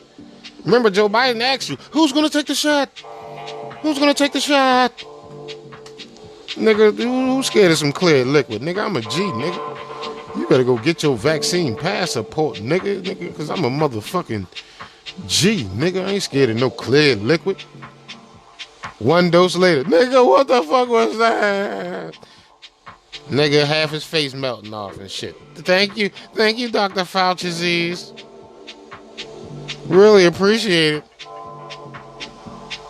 You know, never had my face feeling like it was melting off like this before. I always wanted to look like Two-Face from Batman. You know what I'm saying? Y'all niggas out of pocket with this shit, man. Recently released key parts of the pandemic preparedness plan so that Americans isn't caught flat-footed when a new pandemic comes again, as it will. Joe Biden mumbled something along those lines of new pandemic will come during his speech issued sweeping compulsory vaccine edicts on Thursday in a creepingly ominous foreshadowing of another pandemic. Biden said, as I recently released the key parts of my pandemic preparedness plan so that America isn't caught flat-footed when the new pandemic comes again, and it will, next month, I'm going to release a new plan in greater detail. Y'all know, y'all feel me? That's Joe Biden for you and shit. Sleepy Joe's been hiding. It's going to release it for you next week in greater detail. You know what? Let's try it, Joe. As I recently released the key parts of my pandemic preparedness plan so that America isn't caught flat-footed when a new pandemic comes again, as it will. Did y'all hear, the mumbling, stumbling, bumbling? He knows something coming. And that should tell you something really fucking coming, because he reading the teleprompter and shit. He reading the teleprompter. That's why he was the class go to game. You know what I'm saying? The nigga always fumbling over his speech because he got to read all the words and shit. You know what I'm saying? It's like when I first started this show, I used to be like, and the next one went straight into the bag. You know what I'm saying? Like, I was terrible, nigga. You know what I'm saying? It took me eons to get my fucking weight up and shit. You know what I'm saying? I turned into the commercial boy and shit. Side effects maybe. You know what I mean? Like, fuck that. I should be the fucking president. If it was just, remember, y'all hated Donald Trump because he didn't speak crackerish enough. Now y'all got a full-blown fucking whitey in that joint and shit. That's everything you wanted Donald Trump to be and shit, and he's selling you the fuck. He letting you down left and right. I'm looking at motherfuckers. I seen a nigga on Instagram the other day. He said, look, I don't give a fuck. I'm going to tell you straight up. I fucked up. And he was like, why do you ask? It went straight into a motherfucking rant. Like, yeah, I couldn't get the shit. Like, I was laughing so hard and I got kids and shit. You know them reels will keep going and shit. And you can go back to the same story you just watched and go through the reels again. It won't have all the same reels behind that joint. So I lost it and shit. And Instagram, you son of a bitch, you got to straighten that shit out. If it got reels behind the reel, make the reels fucking available, bitch. Don't fucking, give me a whole new set of reels and shit. I wanted to see the shit. You know what I'm saying? But, yeah, man, this shit fucking crazy and shit. Bro, you got the Republicans, they bitching.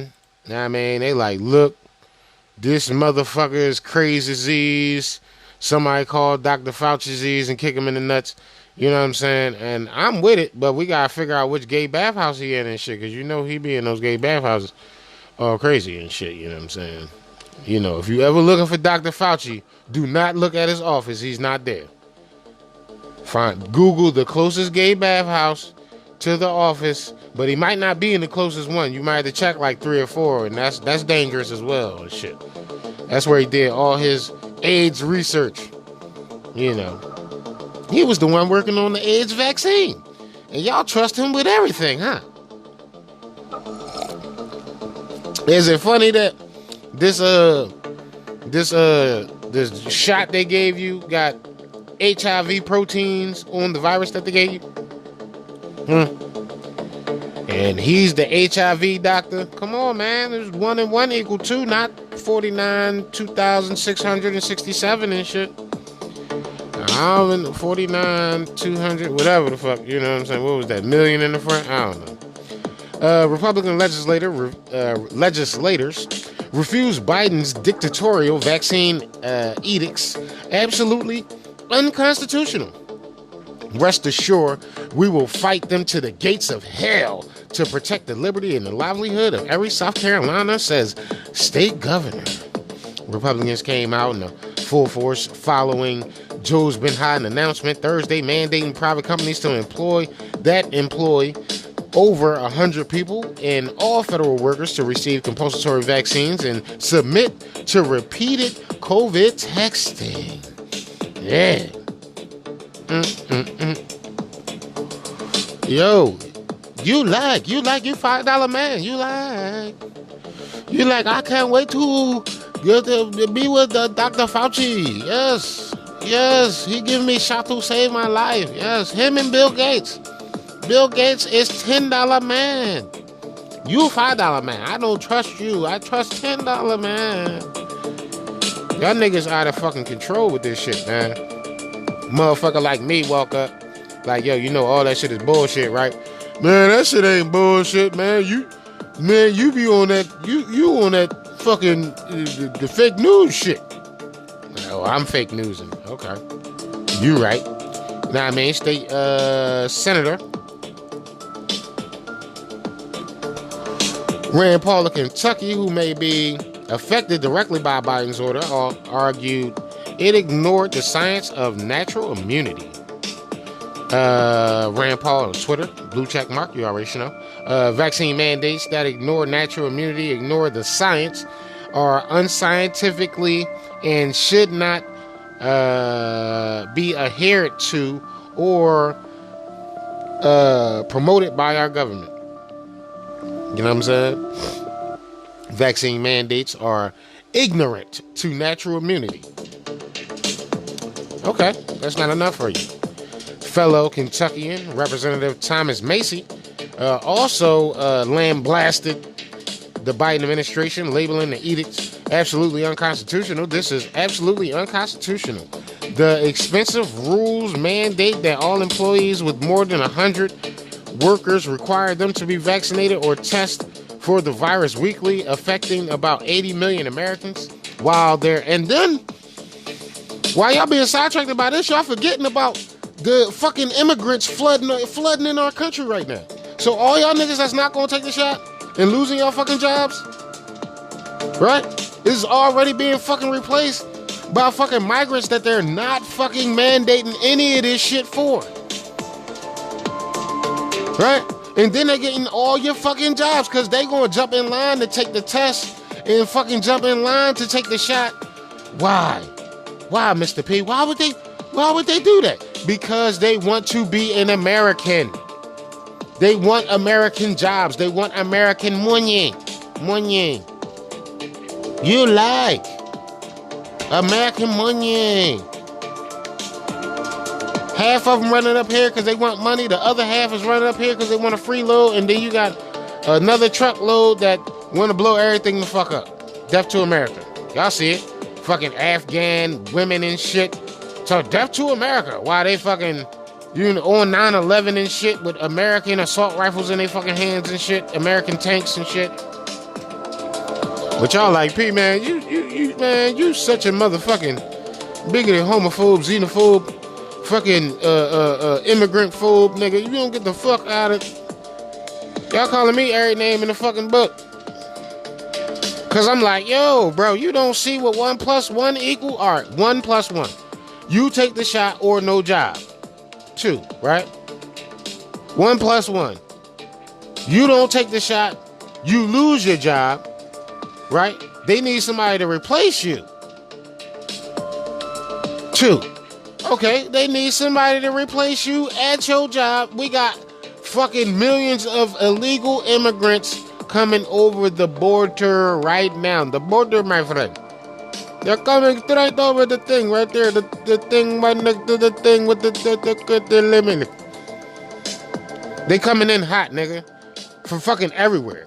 Fucking Africa, Saudi Arabia, Afghanistan, Pakistan, Iraq, fucking Israel, fucking Guatemala, Venezuela, fucking Mexico. The Mexicans is loving it. They like, yo, man, we never made this much money ever, nigga. We like Joe's been hiding, my friend. We dig him. That's my guy. You know, he opened the border for me and my friends. Me and my compadres. You know. We in this bitch. They in this bitch. Marjorie Taylor Greene and shit. The left called Trump a dictator, a Nazi, and Hitler. Today, Joe Biden segregated Americans and wielded the power of the federal government to force Americans to have a virus injected into their bodies against their will. That sounds like a dictator, a Nazi, and Hitler.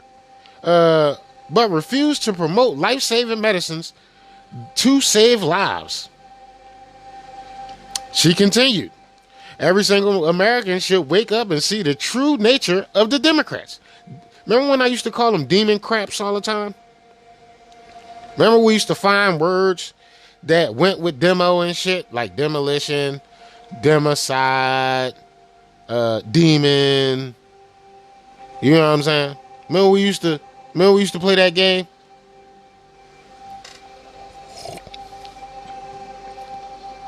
I feel like y'all motherfuckers forgot. They are communists with a safe drugs and medicines available to save lives. Vaccine mandates are illegal. They got ivermectin, hydroxychloroquine. You can't get hydroxychloroquine, get some fucking tonic water with quinine in it. Quinine will act as hydroxychloroquine. Did you know that? I said it plenty of times, but you might be new here to the show. So did you know that hydroxychloroquine can be substituted with quinine? Did you? Very interesting shit, right? Mark Meadows. Once again, Joe Biden shows himself to be everything the left falsely accused Donald Trump of. They call Trump a dictator, but it's Joe Biden who over and over makes it clear. Yeah, you know that's his favorite line. And come on, man. He's a lawless president who will trample over the Constitution to achieve his partisan goals. Representative Lauren Boebert, all 9 million federal employees should consult with their doctor and make a personal informed decision about taking the vaccine. Instead, Sleepy Joe says take it or else. You don't lead by coercion. Biden has failed as a leader in every way. I mean, we knew that. You know what I'm saying? Who didn't know that? Raise your hand. Put your fucking hand down. Are you serious? You know what I'm saying? Listen, man, this shit is fucking crazy, bro. It's your body, his choice. Hannity scorches Joe Biden on the vaccine mandates, and y'all motherfuckers should take heed to this shit. Let's do it. Tonight, let's start with your freedom is under assault. Dr. Joe Biden, not sure what medical school he went to, won't take no for an answer. Now, it's your body, it's his choice, with an unconstitutional, illegal, unethical federal vaccine mandate that, by the way, he said he would never support. One that Jen Psaki told us that it is not the role of the federal government to do. One that Nancy Pelosi said they don't have the authority to do it. And Kamala Harris was the one that said it's your body, you get to make the choice. And to make matters worse, this has nothing to do with your health or safety. Instead, this is it is a calculated, it is a political ploy. Biden's presidency has been a complete disaster in every single way. Think of one thing.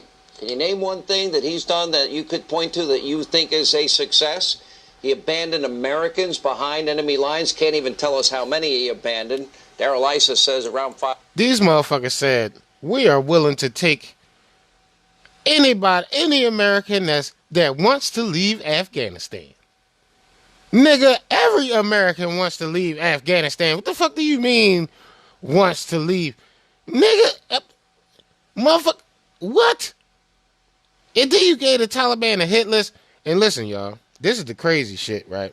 And I know we on COVID right now, but Lord Jesus, if this motherfucker isn't the biggest fucking sellout communist globalist we ever seen in our midst, dog. This nigga, you know the 9/11 trials came up, right?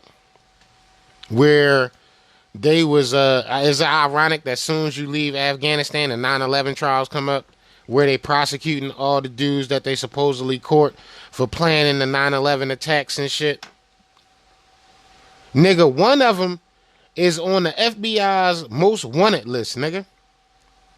Most wanted list.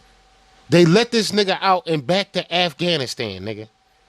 Do you know he got a wanted poster? Wait for it. Let me take like 2 puffs. Put your motherfucking lighters up. This shit is just heartbreaking. It's just ridiculous. Do you know that this motherfucker got a wanted poster with a bounty on his head for $10 million? They just let this nigga the fuck go, nigga. And guess what? He part of the Afghanistan Taliban government. Ooh, ah. Now, disclaimer, I don't know how fucked up that actually is, given the fact that the whole Taliban is fucking, pretty much, proclaimed to be criminals and shit. You know what I'm saying? Like, so, I mean, like, if he the one that got caught, goddamn, should we really be trusting the motherfuckers that they motherfucking putting in the front? Let's just keep it real and shit. But remember, the last president of Afghanistan was a fucking professor from Johns Hopkins University. He was practically an American. So, maybe the Taliban is run by the same people that ran ISIS. Or installed the previous president of Afghanistan. 500. 13 American heroes are now dead because of Joe's Afghan disaster. When he had control of Kabul, he could have gotten every American out safely, every Afghan ally out safely, all our equipment out safely. His poll numbers are in the basement. He's desperate to galvanize support around a shared common enemy. That enemy is some Americans that don't buy into his one-size-fits-all unscientific medicine. Think about this. One size fits all. No medical exemptions. Let's start there. How is that following science? Actually, Handy, he's going to exempt 600,000 motherfuckers that got to come in contact with everybody that's supposed to take the shot. So let's put that shit in fucking perspective real fast. He going to exempt, he said, all the federal employees. He's exempting 600,000 federal postal carriers. So think about that shit, right? The niggas he exempting gotta come in contact with all the motherfuckers he not exempting. So if you got 70 houses on your block and every one of them lived in, your mailman gotta potentially meet and greet every one of them. What's the likelihood of him running into a COVID positive person on his route for the day? How many blocks they get? What, like 50, 60, 70 blocks? I don't fucking know. You know what I mean? Maybe one side of the street count as one, the other side count as I don't fucking know. Because I know he take 30 minutes on my block every fucking day and shit, like from the top to the bottom and back up. 30 minutes. He stop and talk to every fucking body. And I be like, damn, that makes sense why my mail get here at 6 o'clock every day and shit. You know what I'm saying? Because on a route, he probably talking to fucking everybody. But how much sense does that fucking make? But Hannity, just for a fact check, he is exempting 600,000 federal federal employees, they postal workers, and the House and Senate. So all Congress members too, you know. It's not, especially those who refuse to follow his vaccine rules and mandates, including Republican governors, by the way, who won't act like mini dictators, who actually believe strongly in a principle that Joe gives lip service to, and it's called liberty and freedom and choice. Joe says it's not about freedom, it's not about choice. It is about freedom. It is about your choice. It is about your unique medical history and your current medical condition and what your doctor thinks, not a phony doctor or TV guys that think they're a doctor or play doctor on TV. Americans that value their medical privacy, Americans that value doctor-patient confidentiality, and anyone else who believes in personal freedom, Joe Biden's heartfelt unity pledge, oh, that lasted all but 7 months. Now it's us versus them, and Dr. Joe's patience is wearing thin. He wants to lecture you and scold you for not listening. Restore the soul and secure the future of America requires so much more than words. It requires the most elusive of all things in a democracy, unity. This is not about freedom or personal choice. It's about protecting yourself. My whole soul is in this, bringing America together, uniting our people. That's not what he's doing. Unvaccinated Americans is this. What more is there to wait for? What more do you need to see? With unity, we can do great things, important things. We've been patient, but our patience is wearing thin. Ooh. This is our historic moment of crisis and challenge. And unity is the path forward. And your refusal has cost all of us. So please do the right thing. Now, clearly, Joe's unity pledge was a lie. Now, half the country is, enemy number one? Yep. Because they don't want to follow Dr. Joe? Yep. In fact, Democrats say nicer things about illegal immigrants and even the Taliban, some of them, than the 80 million unvaccinated Americans. I guess it's open season on them. Do you know anything about their medical condition, their medical history? You know anything about what their doctors are advising them? According to the Biden administration, 20 years after 9/11, the Taliban is professional and they are businesslike. But if you're unvaccinated and you're an American unvaccinated, you're ignorant, you're selfish, and his patience is running out. Take a look. Time to start prioritizing ICU beds for people who are vaccinated. They're saying the Taliban is businesslike and professional. Their interior minister has an FBI wanted poster. He's got a $10 million bounty on his head. In order to get those people out, we had to work with some members of the Taliban to press them and to work in a business-like manner to get them out. I just think if you don't want to play by any of those rules and then all of a sudden you end up in the hospital, I feel bad that you... But maybe you shouldn't go and take up the resources from someone else. Immigrants coming to our country, with newcomers coming with their hopes and dreams and aspirations, with their optimism and determination to make the future better for their families, well, those are American traits. So, according to the left, crossing our borders illegally, breaking our laws, that's heroic. No vaccine mandates for illegal aliens, no mandatory tests, just Joe's overcrowded cages in the middle of a pandemic with a very high rate of COVID positivity, including those not tested. And then, by the way, then you get to pick the state of your choice. You'll be dispersed all over the country, not even getting a COVID test. Joe's following the science, really? And you want to lecture Americans and scold Americans and tell them how bad they are and how they should be hated and give license to attacks on people that have different views or medical conditions you might not even know about. But you better get the vaccine or Dr. Joe Biden is going to unleash the full force of the federal government against you and your loved ones and your employer, and you will be canceled in society altogether. You'll be shut out of everything. Illegal aliens, by the way, I see that Mayorkas won't use that term anymore, starting today, apparently, or yesterday. They get no mandates and free trips to the state, right? They get free trips, no mandates, get to go to the state of their choice. And they get free health care and free education. You pay for that. All while totally exempt from this mandate. Take a look. United States. But it's a requirement for people at a business with more than 100 people. It is not a requirement for migrants at the southern border. Why? That's correct. Go ahead. The rules don't apply to illegal immigrants or members of Congress Did y'all or just their hear that staffers. shit? It was to the state. He said, but the rules don't apply to migrants at the border. That just basically confirmed what I just said. She said, that is correct. Next question. Take a look.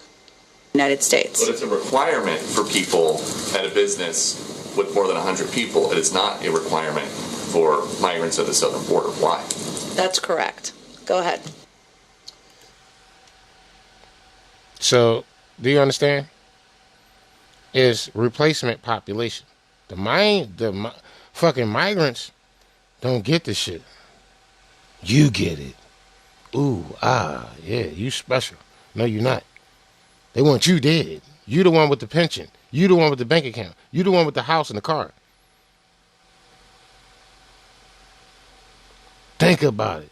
The rules don't apply to illegal immigrants or members of Congress or their staffers. It wasn't even going to apply to postal workers until public pressure forced the administration to reverse course late today.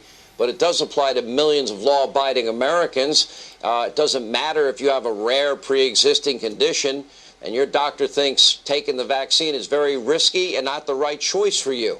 It doesn't matter if you had COVID and you have T-cell immunity from a prior infection. Cleveland Clinic says the science is pretty clear on that so far. It doesn't matter if you prefer to keep your medical decisions private. The frail, the weak, the mentally incompetent, impaired president, Dr. Joe knows best. And, of course, the mandate is deeply unconstitutional on top of all of this. At least 10 governors are now planning legal action, including Governor Noem, Governor Abbott, Governor DeSantis, and Shadow President Chief of Staff Ron Klain. He's now apparently congratulating himself, calling the new mandate the ultimate workaround for a federal vaccine requirement.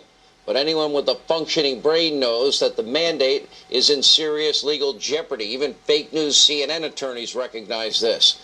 And that's why a few months ago, several top Democrats promised there would be no federal vaccine mandate because it's not the role of the federal government. Take a look how things change. No, I don't think it should be mandatory. I wouldn't demand to be mandatory. Perhaps the federal government should step in and issue mandates, and if not, are you putting the needs of unvaccinated people ahead of the needs of vaccinated people? Well, I think the question here, one, that's not the role of the federal government. That is the role that institutions, private sector entities, and others may take. We cannot require someone to be vaccinated. That's just not what we can do. I am all for more vaccination, but I have nothing further to say on that except that we're looking into those policies. And quite honestly, as people are doing that locally, those are individual local decisions as well. I don't think you'll ever see a mandating of vaccine, particularly for the general public. Oh, okay. It went from 15 days to curb the spread to mandating the vaccine, and they all fucking lied to you.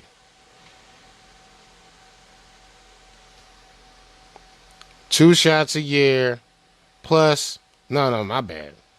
2 to 6 shots a year, plus 2 pills a day.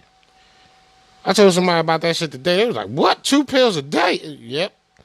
2 pills a day. He said, no. No. I'm good. Fuck that 2 pill shit. I'm straight, nigga. I'm good. I'm straight. Another big change. The goalposts move like every day. Why would anyone have any faith? Want to know where vaccine hesitancy comes from? The people that change their mind every 5 seconds and the people that were wrong in every prediction they ever made. They keep changing everything every single day. No mask, 1 mask, 2 masks, vax or mask. Now it's vax and mask. Now it's vax, mask, and add a booster to it.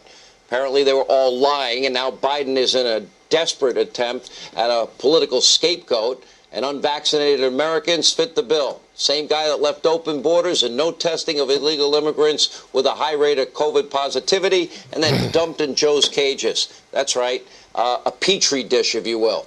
And Dr. Joe just can't understand why anyone would be vaccine hesitant. Why on earth would anyone not trust the experts? You know, the ones that were wrong about the origins of COVID. and some actually really lied. We now know the transmissibility of COVID, the use of ventilators, the vaccine timeline, the threshold for herd immunity, the ones who promised 2 weeks to slow the spread, the ones who told us not to wear masks, then 1 mask, then 2 masks, then masks outdoors, then no masks outdoors, vax the mask, vax mask, and now boosted, and on and on. Can you keep up?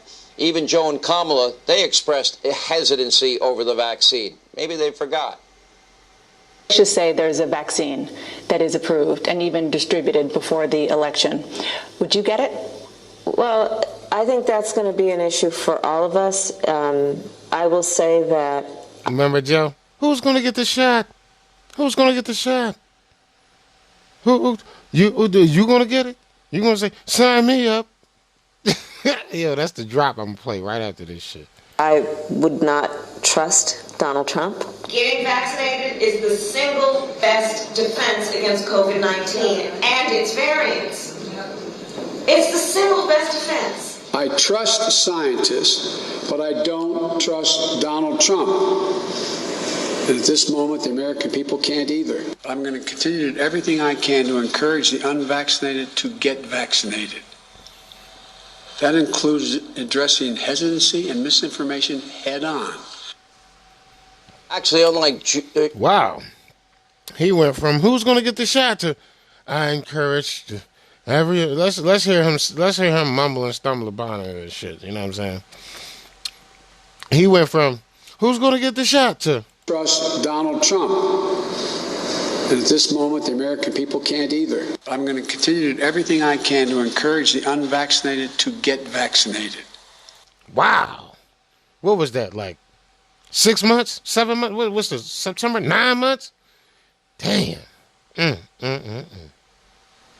Who voted for this nigga? Raise your hand. Keep your fucking hand up now. I need you. I got an exercise for you. Look at it. Open your hand. Count your fingers right in front of you. Like start. I don't know, what handed are you? Everybody hold up your right hand. And count your thumb, for pointer finger, middle finger, ring finger, pinky. That's 5. And then slap the shit out of yourself with it. Just pull it back towards your knee and then yank it back towards your face. Lightning fast. Don't think about it, just do it. You fucking deserve it. And I fucking said, man, maybe they should just let him win just so y'all can see what the fuck it's hitting for. I didn't know y'all wasn't gonna give a fuck about what it's hitting for. Y'all still don't even give a fuck. Y'all like, oh, at least it ain't Trump. Like, what? I'm so sad. Y'all niggas, man. Fucking destroy my hopes and dreams. Niggas like, yeah, man, stay strong, man. Keep trucking and shit. Like, do you not see what's happening? It's like right in front of us all, nigga. Joe's been hiding, is mumbling, stumbling, bumbling his way. Like, he publicly asking for somebody to try to get him and shit, try to gank his ass. Seriously. And it's like, I don't encourage that type of activity. Please don't do it. I didn't say to do it. I don't want no parts of it and shit. Yeah, I'm saying. But when motherfuckers do, I'm from the hood. So when niggas do shit like that in your fucking face and play with your life like that, that's what normally happen. I seen niggas die over like 4 bags of weed. I seen niggas die over like fucking, fucking food stamps. I done seen all that shit. And we got Joe's been hiding, running down on us, man. Let me just, man. That includes addressing hesitancy and misinformation head on. Oh, man. Actually, unlike Joe and Kamala, I actually believe in the science. I believe in the science of vaccination under Trump, and I believe in them now. And as I said many times, I'm not a doctor. I can't tell you what to do. I don't know anything about your medical history. I don't know anything about your current medical condition. But you better take this seriously. People die. I know people that ended up on ventilators, some that barely survived, and some that died. I am a radio and television host. That's right. I'm a member of the mob in the media, except we're the good side of the mob. and we also are members of the press. I'm not a medical doctor. I didn't go to medical school. Now, we will do our best to keep you informed and bring on experts with all different points of view, but only you know your unique medical history and current condition, and only you, in consultation with your doctors, should make that informed, important decision about a vaccine. Not any television host, and frankly, not any swamp member in D.C., not any of the wannabe doctors on fake news CNN or MSDNC. Oh, man, I was just about to call them out, too. Thanks. Certainly not Dr. Joe Biden. I'd like to know what medical school he went to. The same one Jill went to and shit. Anybody in the federal government without a medical license. You have a personal responsibility to protect yourself, your family, and others. And how you do that is your business, not mine. But you do have that responsibility. Not Dr. Joe's either. Individual freedom, liberty is a precious right in this country. Once you lose it, it will be gone forever. Absolutely. Hey, Sean Hannity here. Yeah, motherfuckers is not digging it, dog. I'm crying the river over here, guys. I need y'all to help me the fuck out, man. It's not easy being Mr. Peasy. You already fucking know. I'll be back on the other side and shit with more. Don't move your motherfucking switch. It's your boy.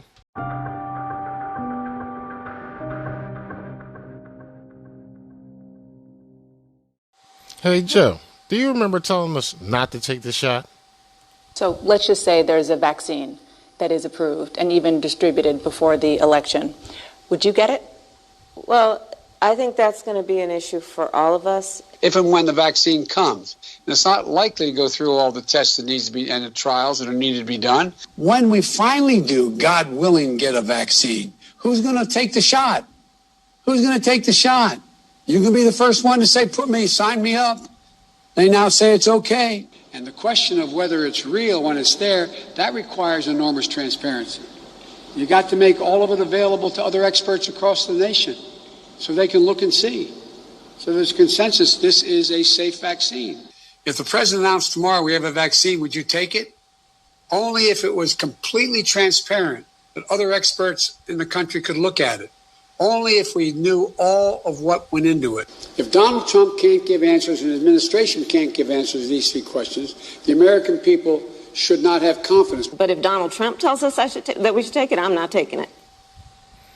I think if the Biden administration says we should take it, we not taking it.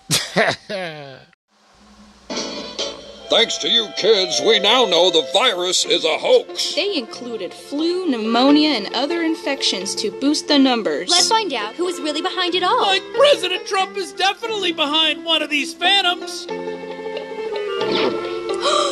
She's pink? Dr. Fauci? Like I thought doctors were supposed to help people, not scare them. Microsoft's Bill Gates? Not only a computer guy, he's a notorious vaccine pusher who wants to reduce the world's population.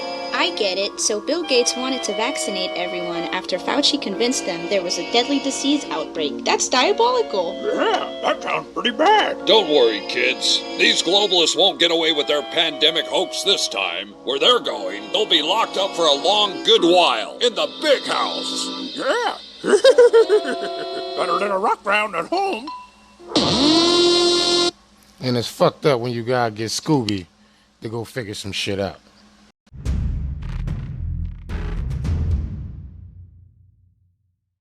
And we're back. You already know. And listen, man, you know what I'm saying? This is my last piece of COVID news of the night, but this shit is very fucking important, this shit. You know what I'm saying? Kentucky healthcare workers refused to comply with vaccine mandates, forced hospital to fire them. They actually got videos of this shit. The shit not no bullshit, bro. Let's check some of it out. So it looked like she in a chair waiting on them and shit. Hey. So what are you trying to do? Are you trying to get logged on to a computer or? I was gonna pick up some shifts and stuff. I just stopped to talk to her. So you do not work here anymore. Sarah Beth had this conversation with you in detail. You talked to HR yesterday. I did not quit and I was not fired. There's no other option.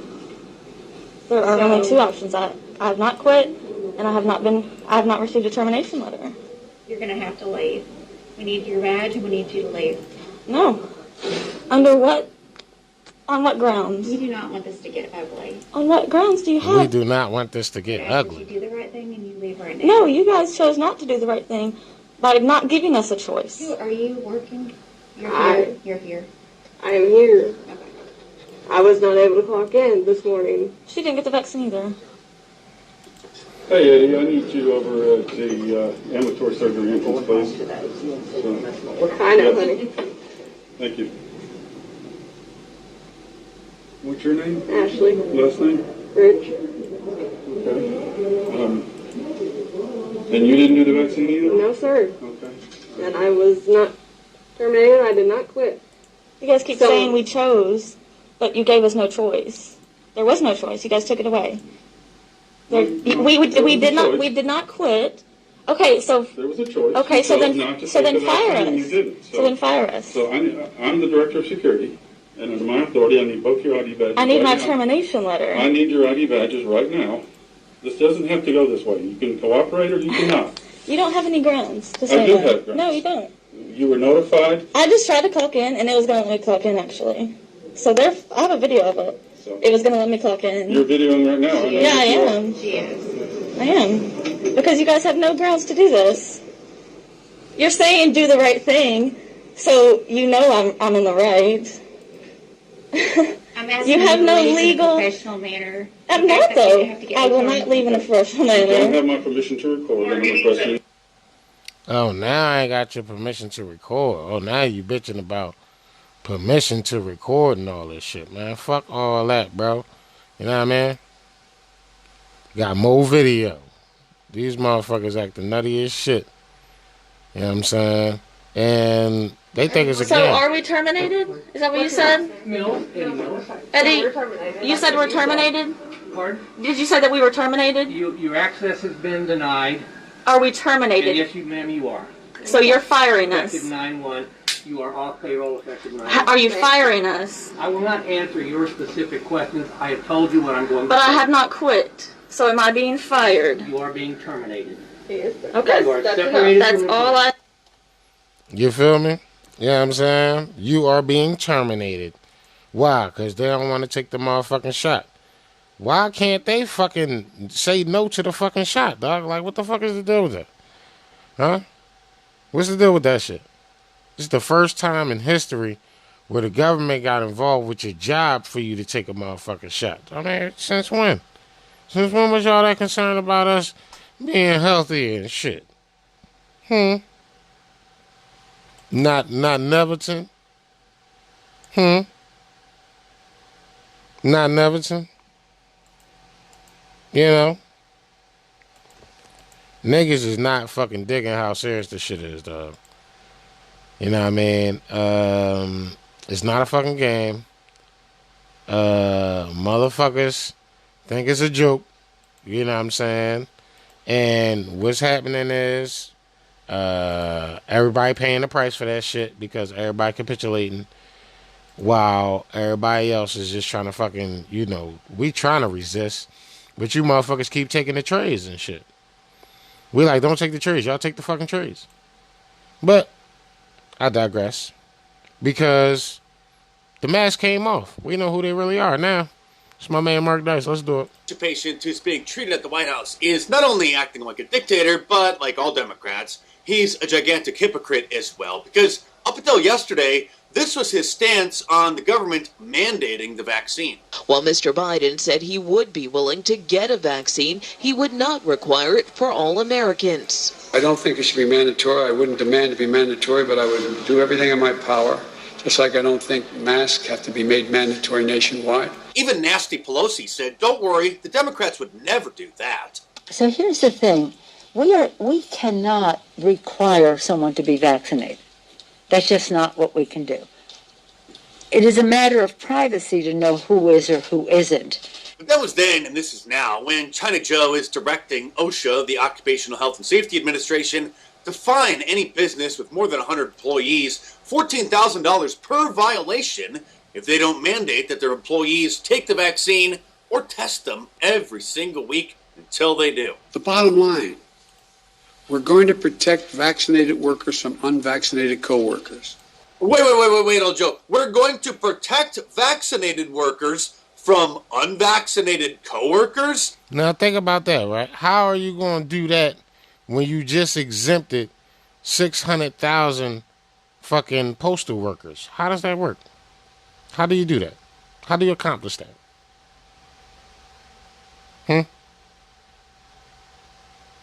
You like, man, well, that sounds difficult and shit. Like, it's because it's all smoke and fucking mirrors, yo.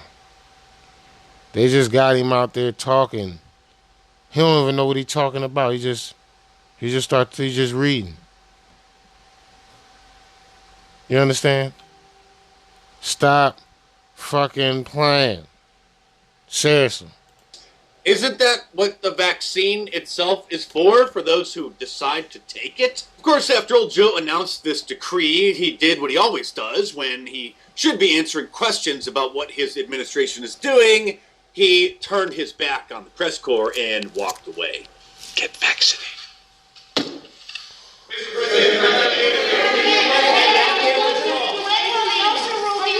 Even old Joe's caretaker, Jen Psaki, whose job it is to answer questions about what it is that he's doing, scurried away like a little cockroach. What happened to my body, my choice when it comes to vaccinations in the Biden administration? And in 2020, President-elect Biden said he would not demand vaccine mandates.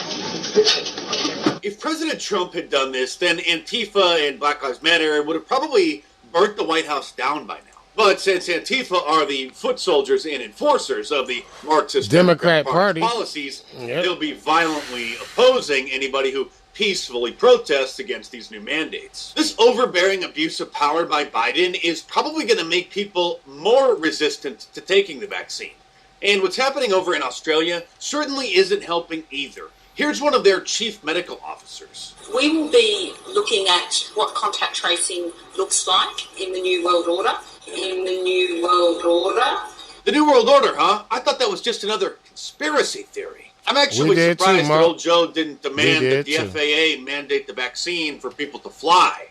That announcement's probably coming in the next few weeks because they'll be sure to try to ruin everybody's Thanksgiving or Christmas if they're not vaccinated. Yeah, and notice how the mainstream media won't even acknowledge why so many people are hesitant to take the vaccine. And I'm not an anti-vaxxer. I'm not trying to dissuade anybody from taking it. I'm not trying to persuade anybody to take it. I don't give medical advice. I'm a media analyst. And what none of the TV doctors or pundits want to discuss is the legitimate concern that people have about any possible long-term side effects from this mRNA vaccine, which is a new technology, or even the Johnson & Johnson viral vector technology, which actually has been used in a vaccine in the past, in the Ebola vaccine back in 2013.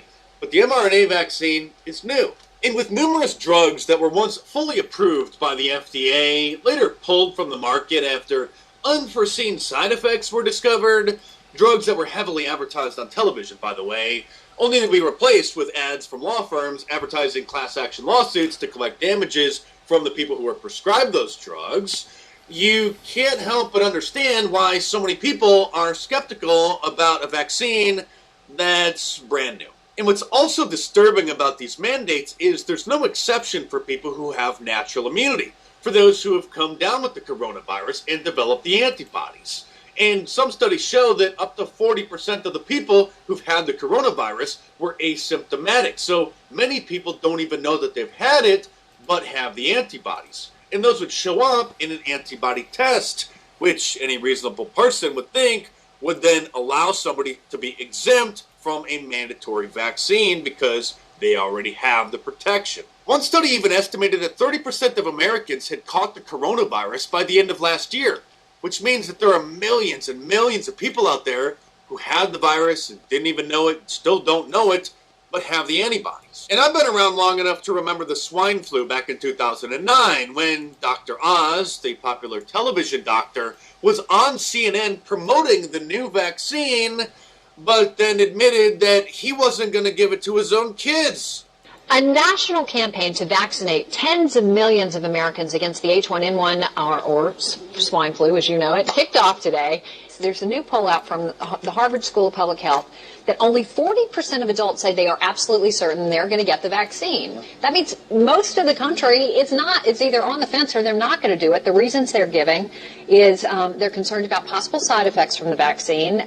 They don't think they're at risk of serious illness, and they think that if they do get it, that they're going to be able to get Tamiflu or Relenza or one of these medicines. I mean, aren't those valid reasons to maybe skip it?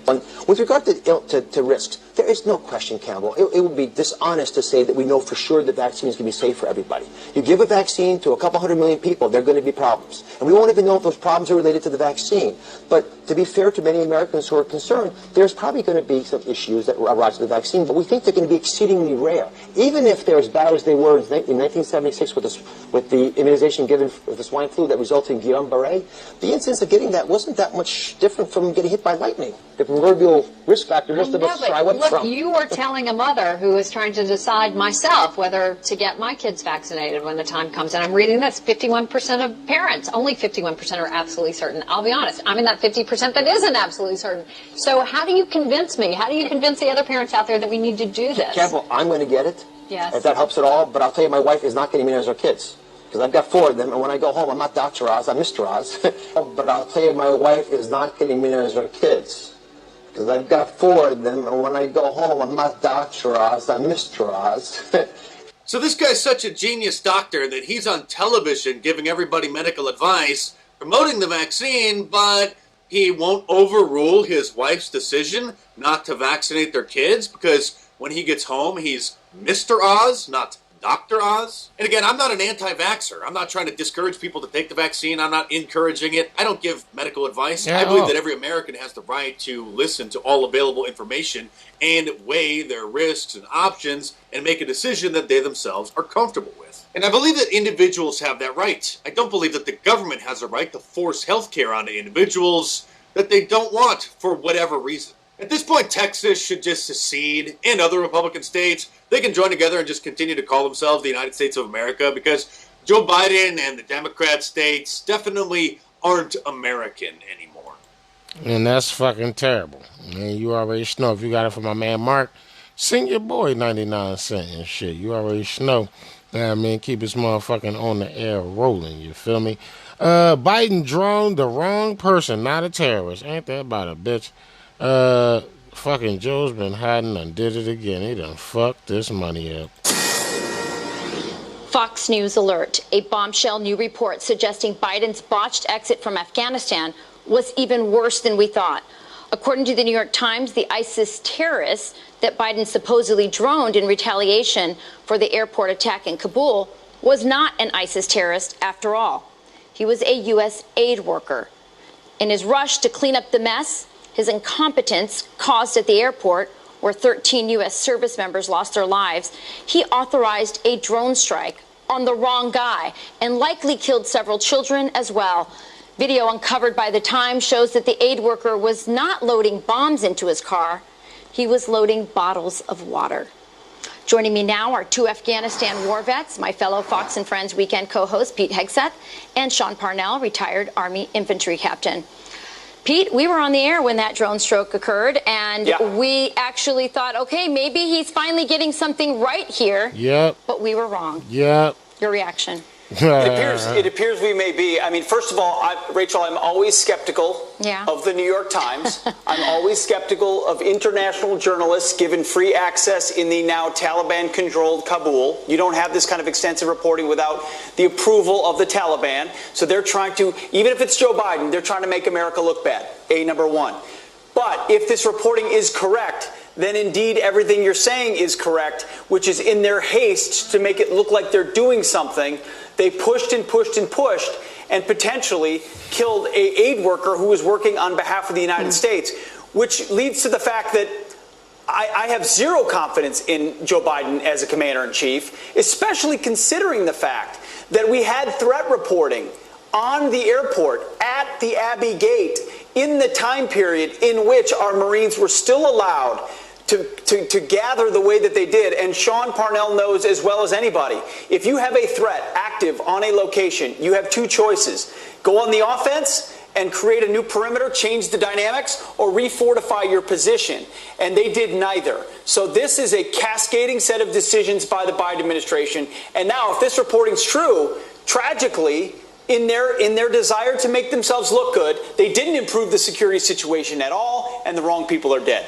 Yeah, it's really tragic. Thanks, Sean, Joe. I want to play this clip, if I could, from our Defense Secretary, Lloyd Austin, who is now concerned that we're going to have more terrorism, not less, following this withdrawal. Take a listen.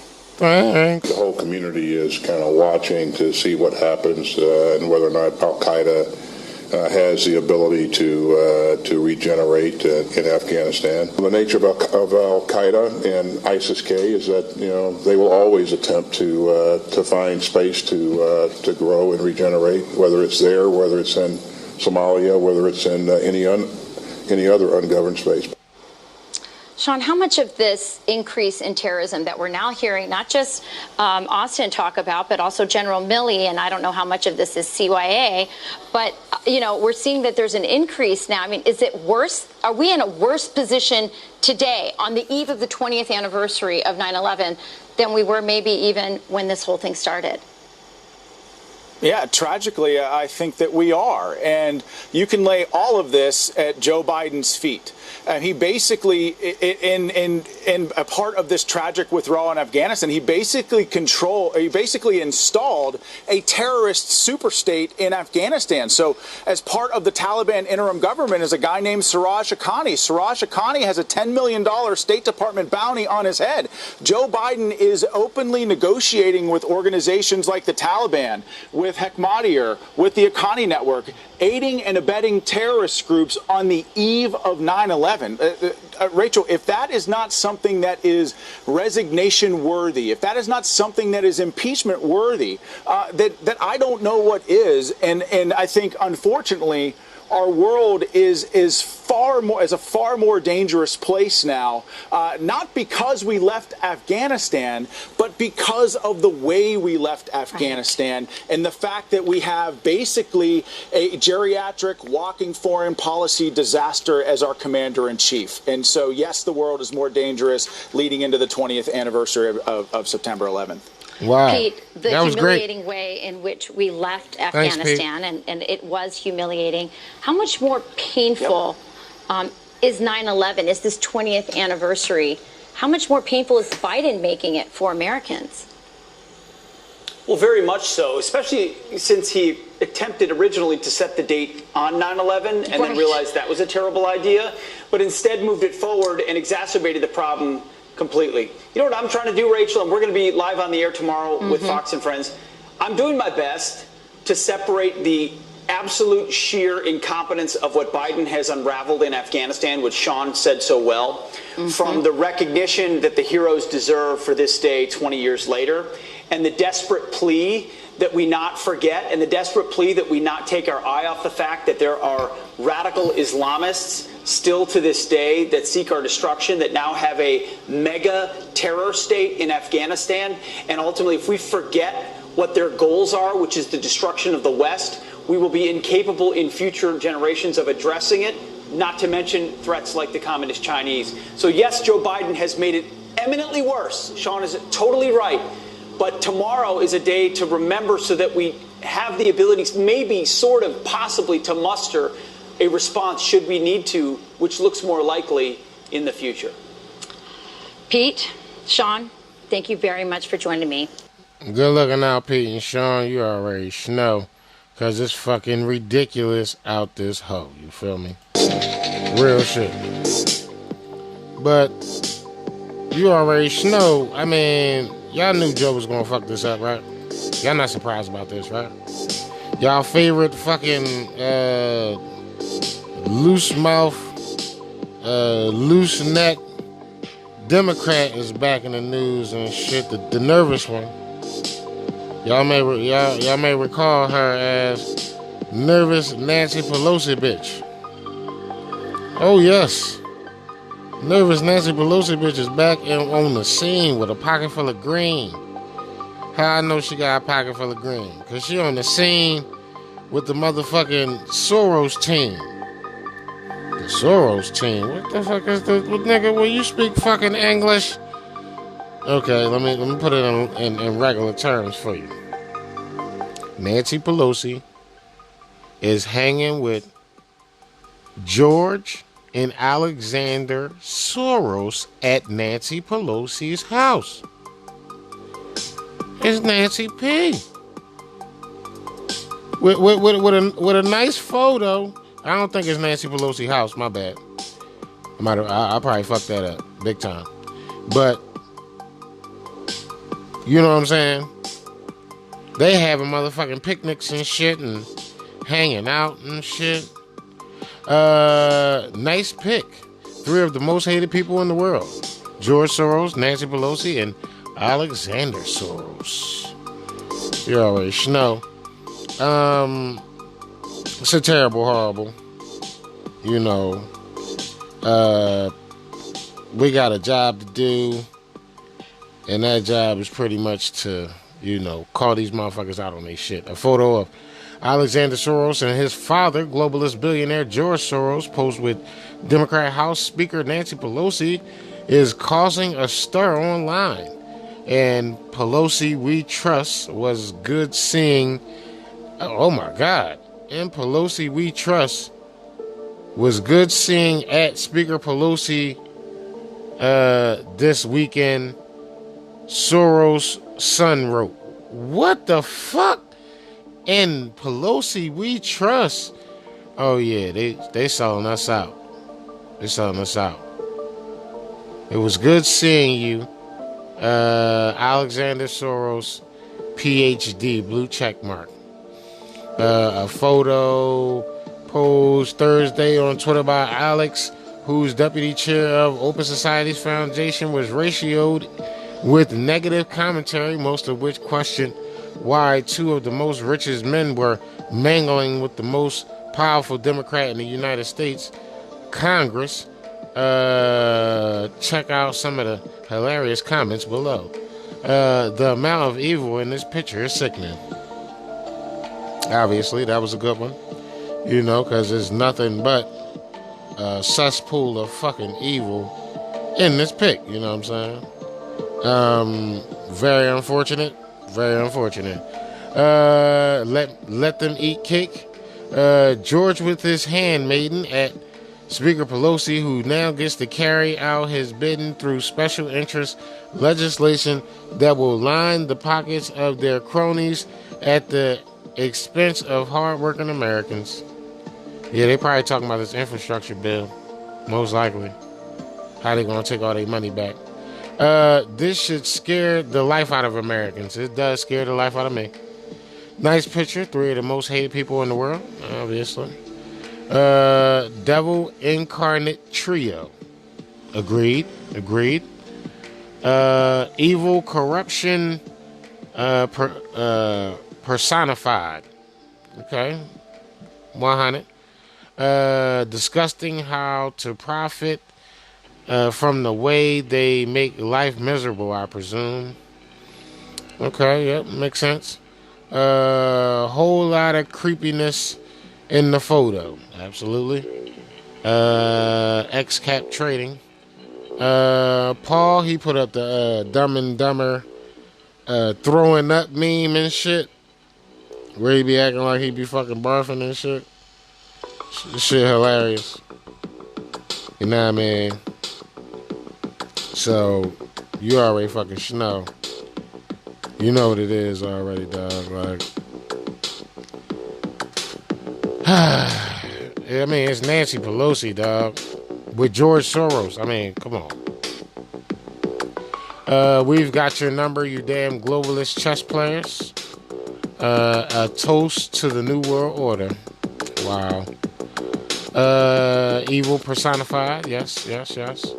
Motherfucker put up a fucking a meme of the first original Darth Vader and shit. No, that was Emperor Palpatine and shit. Know what I'm saying? Or was it Emperor probably? Yeah, well, whoever the Emperor was and shit, that the evil motherfucker from Star Wars. In your pockets she goes. That's where she at. 3 Pinocchios. Okay. Nope. Main man put up, not today, Satan. Not today, Satan. You know what I mean? Nazi Gates and Soros team up for next level of COVID tyranny. You know what I mean? My man Owen Schroyer, we really kind of short on time, so I'm going to keep it pushing this shit. But the article is up there, and you can definitely check it out if you want to. But LifeLog 2.0, I was just watching The Circle with my wife and shit, where the chick wore a camera like 24/7 and shit, so motherfuckers can experience her life with her and all this cool ass shit. It was strange and shit. And these motherfuckers were putting cameras everywhere, motherfuckers ain't know, and all this cool ass shit, and that shit was nutty. But Facebook summons the ghost of Google Glass with Ray-Ban smart glasses capable of stealthy recording uninitiated. Wow. Social media giant Facebook is now breathing new life into the cringiest accessory of the 90s, Google Glass, joining forces with glasses powerhouse Ray-Bans to unleash their pair of smart glasses that can record your every move. The first product of a reported multi-year device partnership with Facebook, Ray-Ban Stories glasses are almost indistinguishable from normal eyewear, except they sync up with a compatible app called Facebook View on a user's phone and require a Facebook account to use, according to Alex Heath, who tested them for Verge. As of Thursday, the $299 glasses will be on sale at all glasses stores that stock Ray-Bans. Wow. In addition to 2 forward-facing cameras for taking pictures and video, the glasses contain dual Bluetooth speaker, all the better to record your phone calls with, and boost a 6-hour battery life with USB-C charger, according to Heath. The image quality pixels compared to the normal smartphones, making the glasses more useful for unobstructive, spur-of-the-moment, and hands-free image capturing. The accompanying app allows basic editing of clips and photos with capabilities to share the content with other apps, apparently not just Facebook. Wow. Unlike their ill-fated ancestor, Google Glasses, whose distinctive look made it immediately clear and individuals wearing them and possibly recording their surroundings. Stories look and feel more like Ray-Bans and blockbuster Wayfarer style, according to Heath. According to The Verge, the tiny white recording light on the edge of the lenses is so dim that it could pose privacy concerns if people don't realize the glasses are capturing the video.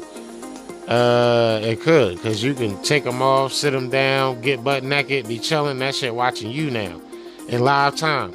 Like Amazon's Alexa, Apple Siri, and Google Home, Ray-Ban Stories are activated with wake freeze.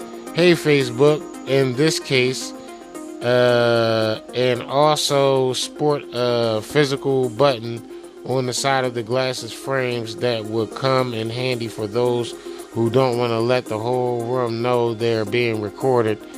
It remains to be seen if also, like Alexa, Siri, and Google Home, the glasses are capable of activating themselves during intimate moments due to mishearing the wake freeze, or whether Facebook content monitors also be listening in to tune the glasses voice recognition, as was the excuse when Amazon, Apple, Google were caught with their hands in the cookie jar. And you already know this shit gonna be fucking crazy. It's already up on Civilian Talk Podcast with a link to the full story. You ain't got to motherfucking worry about it. Go check it out for yourself and see what the fuck is going on. This is a story about RT, you know what I'm saying?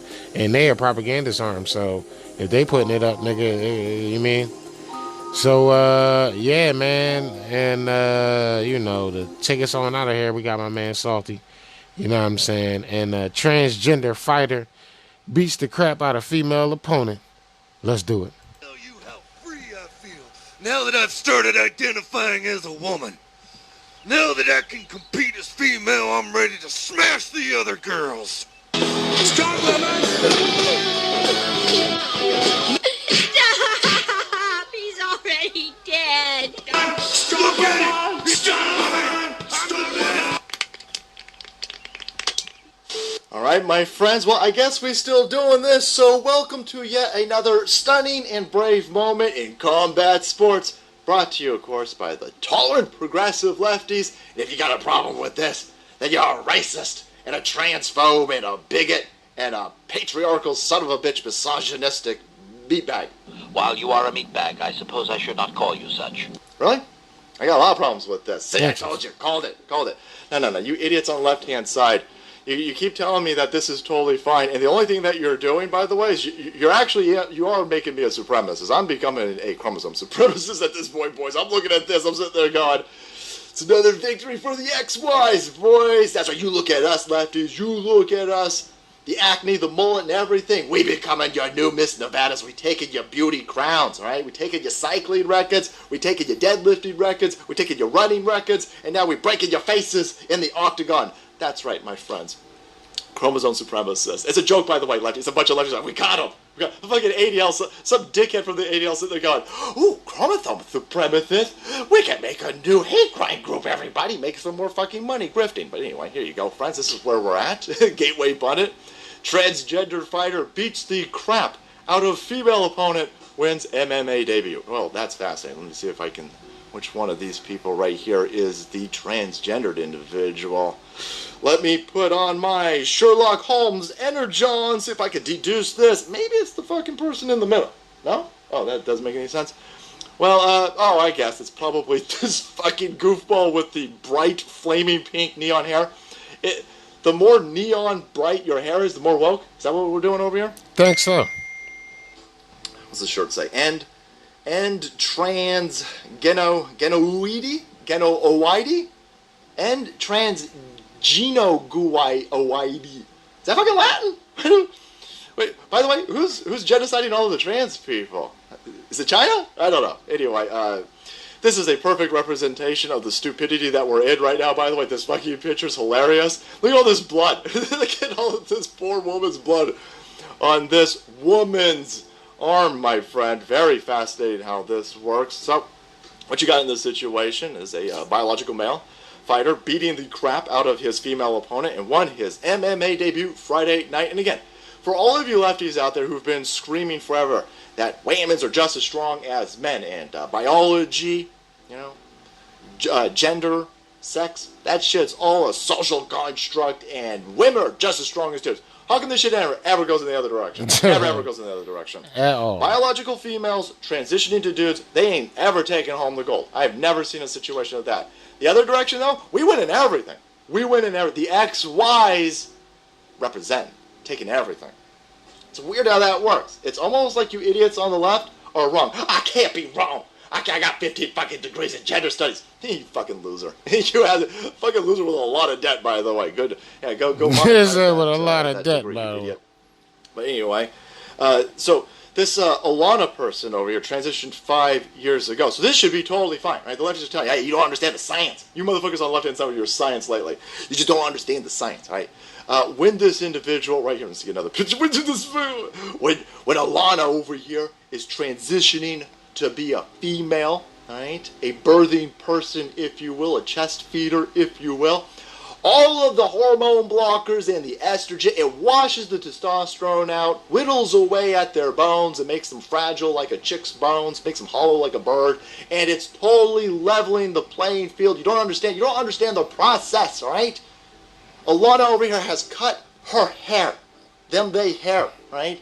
Probably painting them they nails. Right? You don't understand. Totally level, totally fine. Really? I got a lot of questions. Again, because 5 years ago, Alana looked like that. Holy shit. A fucking soldier. What is good? This goes away, right? This muscle tone goes away. The bone density goes away. All of that goes away after just a few hormone shots. Get the fuck out of here. Yo, that nigga is beefy as shit. Right here. Again, another representation of the microcosm that's going on right here. Western civilization being choking destroyed. This bitch out. Fucking blood all this poor fucking woman's blood all over the mat, being choked out. Stood no chance at all against Alana, my friends. And let us tell you, shut your fucking bigot. You racist transphobe. Homophobe. I don't know. It doesn't seem like a fair fight to me. You know what I'd like to see? I'd like to see Alana over here. I don't know who set up this MMA fight over here. Whatever outlet did this. Hey, why don't you get Alana over here to fight Fallon Fox? If you're not familiar with Fallon Fox is the other individual that was a biological male, couldn't cut it, fighting against the other dudes, transitioned to be a female, broke some chick's orbital socket in the first fight, and then said it felt great. I love bashing a woman's skulls to fucking powder. Love it. It's totally fine. It's progressive, assholes. It's progressive. Interesting. Got a rainbow flag in the background or some shit like that. Okay, let's set up a fight between Fallon Fox and Alana over here. I'd like to see. I'd actually watch that the one. Two trannies. Those two individuals don't want to fight each other. No, they didn't want that fucking noise. No. They want to fight. No. Go get. No. I'm stunted and brave. Bring me another 80-pound fucking chick, so I can break the fucking bones on television and everybody will fucking clap for me on Twitter. I'm stunted and brave I am. Holy shit. Fucking AIDS, boys. But there you have it. We still doing this. I guess we didn't push hard enough. Hey, we got to get loud. We got to save some women out there. Left hand side going, yeah, fuck it. You're just a misogynist prick. I'm trying to save women over here. I don't want women to get their fucking teeth crushed in. Facts. By Alana. Alright guys, thanks so much for watching the video. Support the channel. If you want to be kept up to date with this fucking clown world, it's fine. Y'all gotta fucking go watch this fucking video by my man Salty and shit. I'll be back on the other side to close this out. You already know. It's your boy. Yo, when I'm alone with the group thinking shit, when I see a group of the group thinkers and shit, this is all I hear, bro.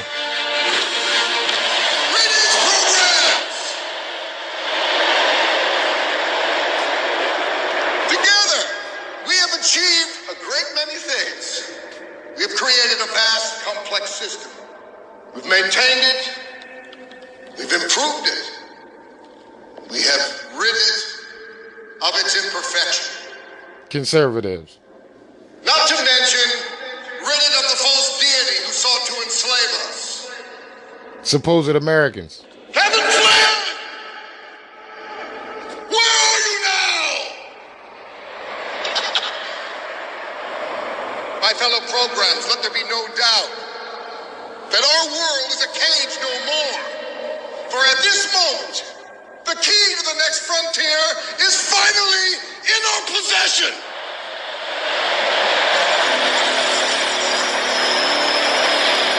Your disc. And unlike our selfish creator, who reserved the privilege of our world only for himself, I will make their world open and available to all of us. Pedophiles, every fucking body, drag queens, all types of shit.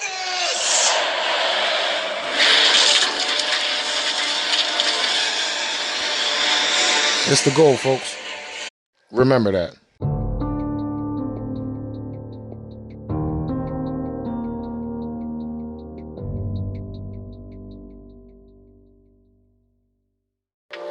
Yeah, we back. You already know, man. Listen, man. I just want to say thanks for listening to the show. Thanks for coming through, hanging with us. Thanks for trusting us with your information. Thanks for holding us down in your fucking part of town. Thanks for supporting the show. Seriously, you mean all y'all donations and y'all fucking some sponsorships, them Jones matter. We really appreciate the fact that y'all look out for us like y'all do. We really appreciate the fact that y'all listen to us like y'all do. You know what I mean? My prayers go out to all y'all. You know what I mean? I hope y'all getting ready for what's about to show the fuck up. Y'all just saying the beginning what the fuck is going on. I hope, you know, it don't get crazy to the point where, you know, bullets is just flying every fucking where and shit, but it's a possibility it's going to happen. But they're going to try to bank on the fact that they organized and we not. You know what I'm saying? So I got to, you know, just get in contact with people you care about and figure out what would they do. Just ask them the question, what would you do if X happened? You know what I mean? If all the markets ran out of food and water and they cut your water and power off. You know what I mean? Real questions and shit. I want you to ask. You know what I mean? So you can get real answers and get some real perspective. You know what I'm saying? Dog, saying no not gonna be easy, man. Like my wife, she knows so many people that said no, no, no, no, yes, yes, yes. Why not? Yes. So motherfuckers, I know niggas that said no, no, no, no, yes. Yes, yes. Yes. Why not? Yes, yes. Know what I'm saying? In the meantime, they distracted you from shit like Maryland judge kills himself as FBI agents show up to arrest him for fucking being a pedophile and shit.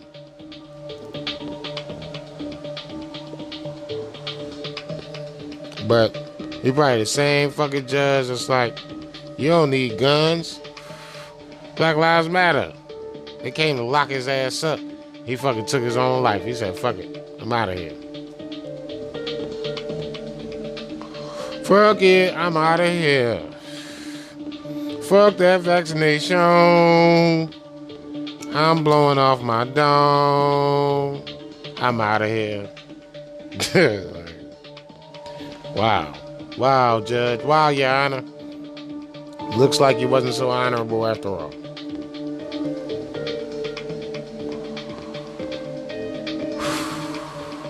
Don't matter what the title of man is. It's just a title. You still bleed like you bleed. Sleep like you sleep. Live like you still need food to eat to live. You still need water to drink to live. So they could kick all that cool shit. Yeah, man, you know, back in the 17th century, you know, when everything was all good, you know, they can kick all that shit, but you ain't trying to hear it, bro. You know what I mean? Do not roll up your sleeve to get jabbed with no bullshit, cuz. That shit is in fact bullshit. Don't let them cap you neither. Like, oh man, so you just gonna ride with the anti-vaxxers and shit. You just gonna don't let them pressure you into that bullshit. I implore you. You understand? You know, I got respect for everybody. I love everybody and shit. You know what I'm saying? I have been throwing my opinion around a lot lately and shit. You know what I'm saying? But most of the majority of the show is factual based shit. You know what I'm saying? And even my hunches be coming to pass sooner or later. You know what I'm saying? So I be sitting there like, yo, I got a hunch that blase blah gonna happen, and then blase blah happens. You like, oh, what the fuck? It seems my gift, I'm calling it a lot earlier than when it's coming and shit. That's the gift. We call it before it come and shit.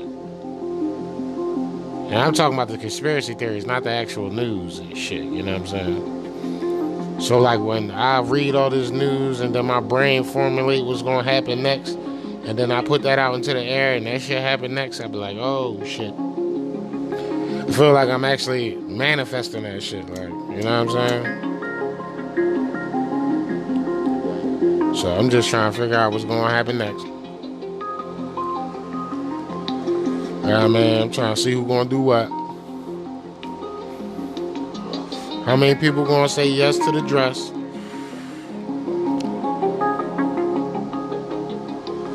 How many people gonna roll their sleeves up and close their eyes and pray to God what happens next is a good thing?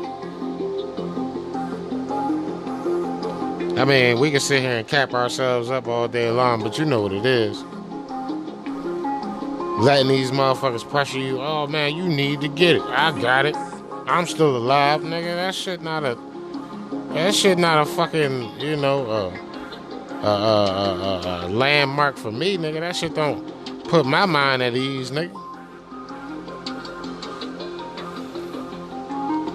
I'm like, hold up, nigga. Yeah, you still alive, but you kind of slow. I don't know if you know what I'm saying? You always been kind of slow, but you been a little slower lately and shit. You know what I'm saying? Like, fuck out of here, bro. You mean? Because you jumped off a fucking mountain. You know what I mean? I gotta jump off that motherfucker. I'm not the jump off the mountain type. You know what I'm saying? I like to chill. Pray to God everything gonna be alright, bro. But, you know, it's not always the case, man. It's not always the case. Especially with this MERS strand they supposed to be dropping on y'all in a minute. They probably just gonna throw it in y'all shot. Cause y'all gonna take the booster like they said, take it. So they're probably just gonna throw it up in there. Y'all gonna take it, and that's gonna be that. But I fucking love y'all. Thanks for supporting the show. Thanks for hanging with us. Thanks for putting up with us and shit, man. Remember, it's our show. Please continue to do your thing. Get money however you getting it. Say no to the motherfucking vaccination. If the vaccination wants you to motherfucking... If they talk about vaccination, you say, nigga, I see something wrong. And when they be like, what? You point to their chest and make them look down, and then you move your finger up their face like... That's what's wrong, nigga. Get the fuck out of here. You know what I'm saying? You keep talking that bullshit. You smelling that bullshit. You seeing that bullshit. And get the fuck out of here. You know what I'm saying? Straight up. Y'all know my philosophy. Fuck them. Hard. It's your boy, Mr. P.I. Bring you that civilian talk. Please wake up American news, because if we don't wake up today, we may not have an America to wake up to tomorrow. You know it. Y'all know it. We know it. Let's not pussyfoot around with this shit. Let's not play the game that don't nobody see what the fuck is going on. Let's not do that. I would appreciate it. You feel me? Until next time, I fucking love you guys, man. I fucking love you guys.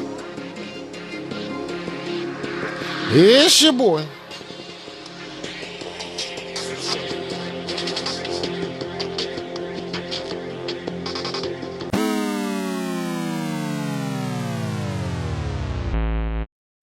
Hey, Alex. How did you predict this shit, man? Like, how did you know that shit was coming? Like, that shit was crazy. How did that make you feel, man? Like, what's going through your head, bro? I mean, I'm not even worthy to be bringing you information this powerful. And I hope that you pay attention to what we cover here minute by minute. Because I've had chills since last night. This just confirms everything else we've already researched. A Rockefeller study envisions future dictatorship controlled by elite, millions being killed, mandatory quarantines, checkpoints, the end of the family, everything that's in the other documents. But this dovetails with all the other Rockefeller Foundation documents about the GMO food to sterilize you and the forced vaccines and the hell we're already living in that's just going to continue to intensify until we take our governments back from these eugenics madmen. But that story is up on prisonplanet.com. The question is, will you have the courage to really do the research yourself? Because I don't want you to just sit here and hear me make these claims. These people are so arrogant that they write policy papers, so many of them, that they're producing these policy papers and reports and white papers so fast that you could never read them all. It is an open conspiracy against you and your family. I pray to God, I pray to my Heavenly Father, Jesus Christ, every night to give me the strength and the will to be able to face this horror and to give me the strength to carry on, because I know why a lot of you don't want to look at this information and just want to comment on the YouTube videos or on message boards that I'm a liar. I know why, because it's scary. You're not going to be able to go to the ball games anymore. You're not going to be able to just go out and get drunk with your friends. You're not going to be able to just, go out and enjoy yourself all the time. The only chance we've got of beating this scientific dictatorship, this creeping death that takes its time to incrementally enslave you, mentally, psychologically, physically, spiritually, the only way to defeat it is for the rank and file of this planet to realize that you have a choice to make on what your destiny is going to be. Once you face this information, once you've consciously admitted it to yourself, it will take over your life. It should take over your life. Well, I mean, what else? What else could it do? We've got to get past the artificial stigma that the controlled corporate media has been putting out for decades ahead of their unveiling of planetary dictatorship. They all talk about how we need a police state to carry this out. Canada and the United States are going to work in lockstep to display the seriousness of our commitment at both home and abroad. Win, lose, or draw, you need to choose a side. Like ASAP. You know what I'm saying? It's not a fucking game. You already know.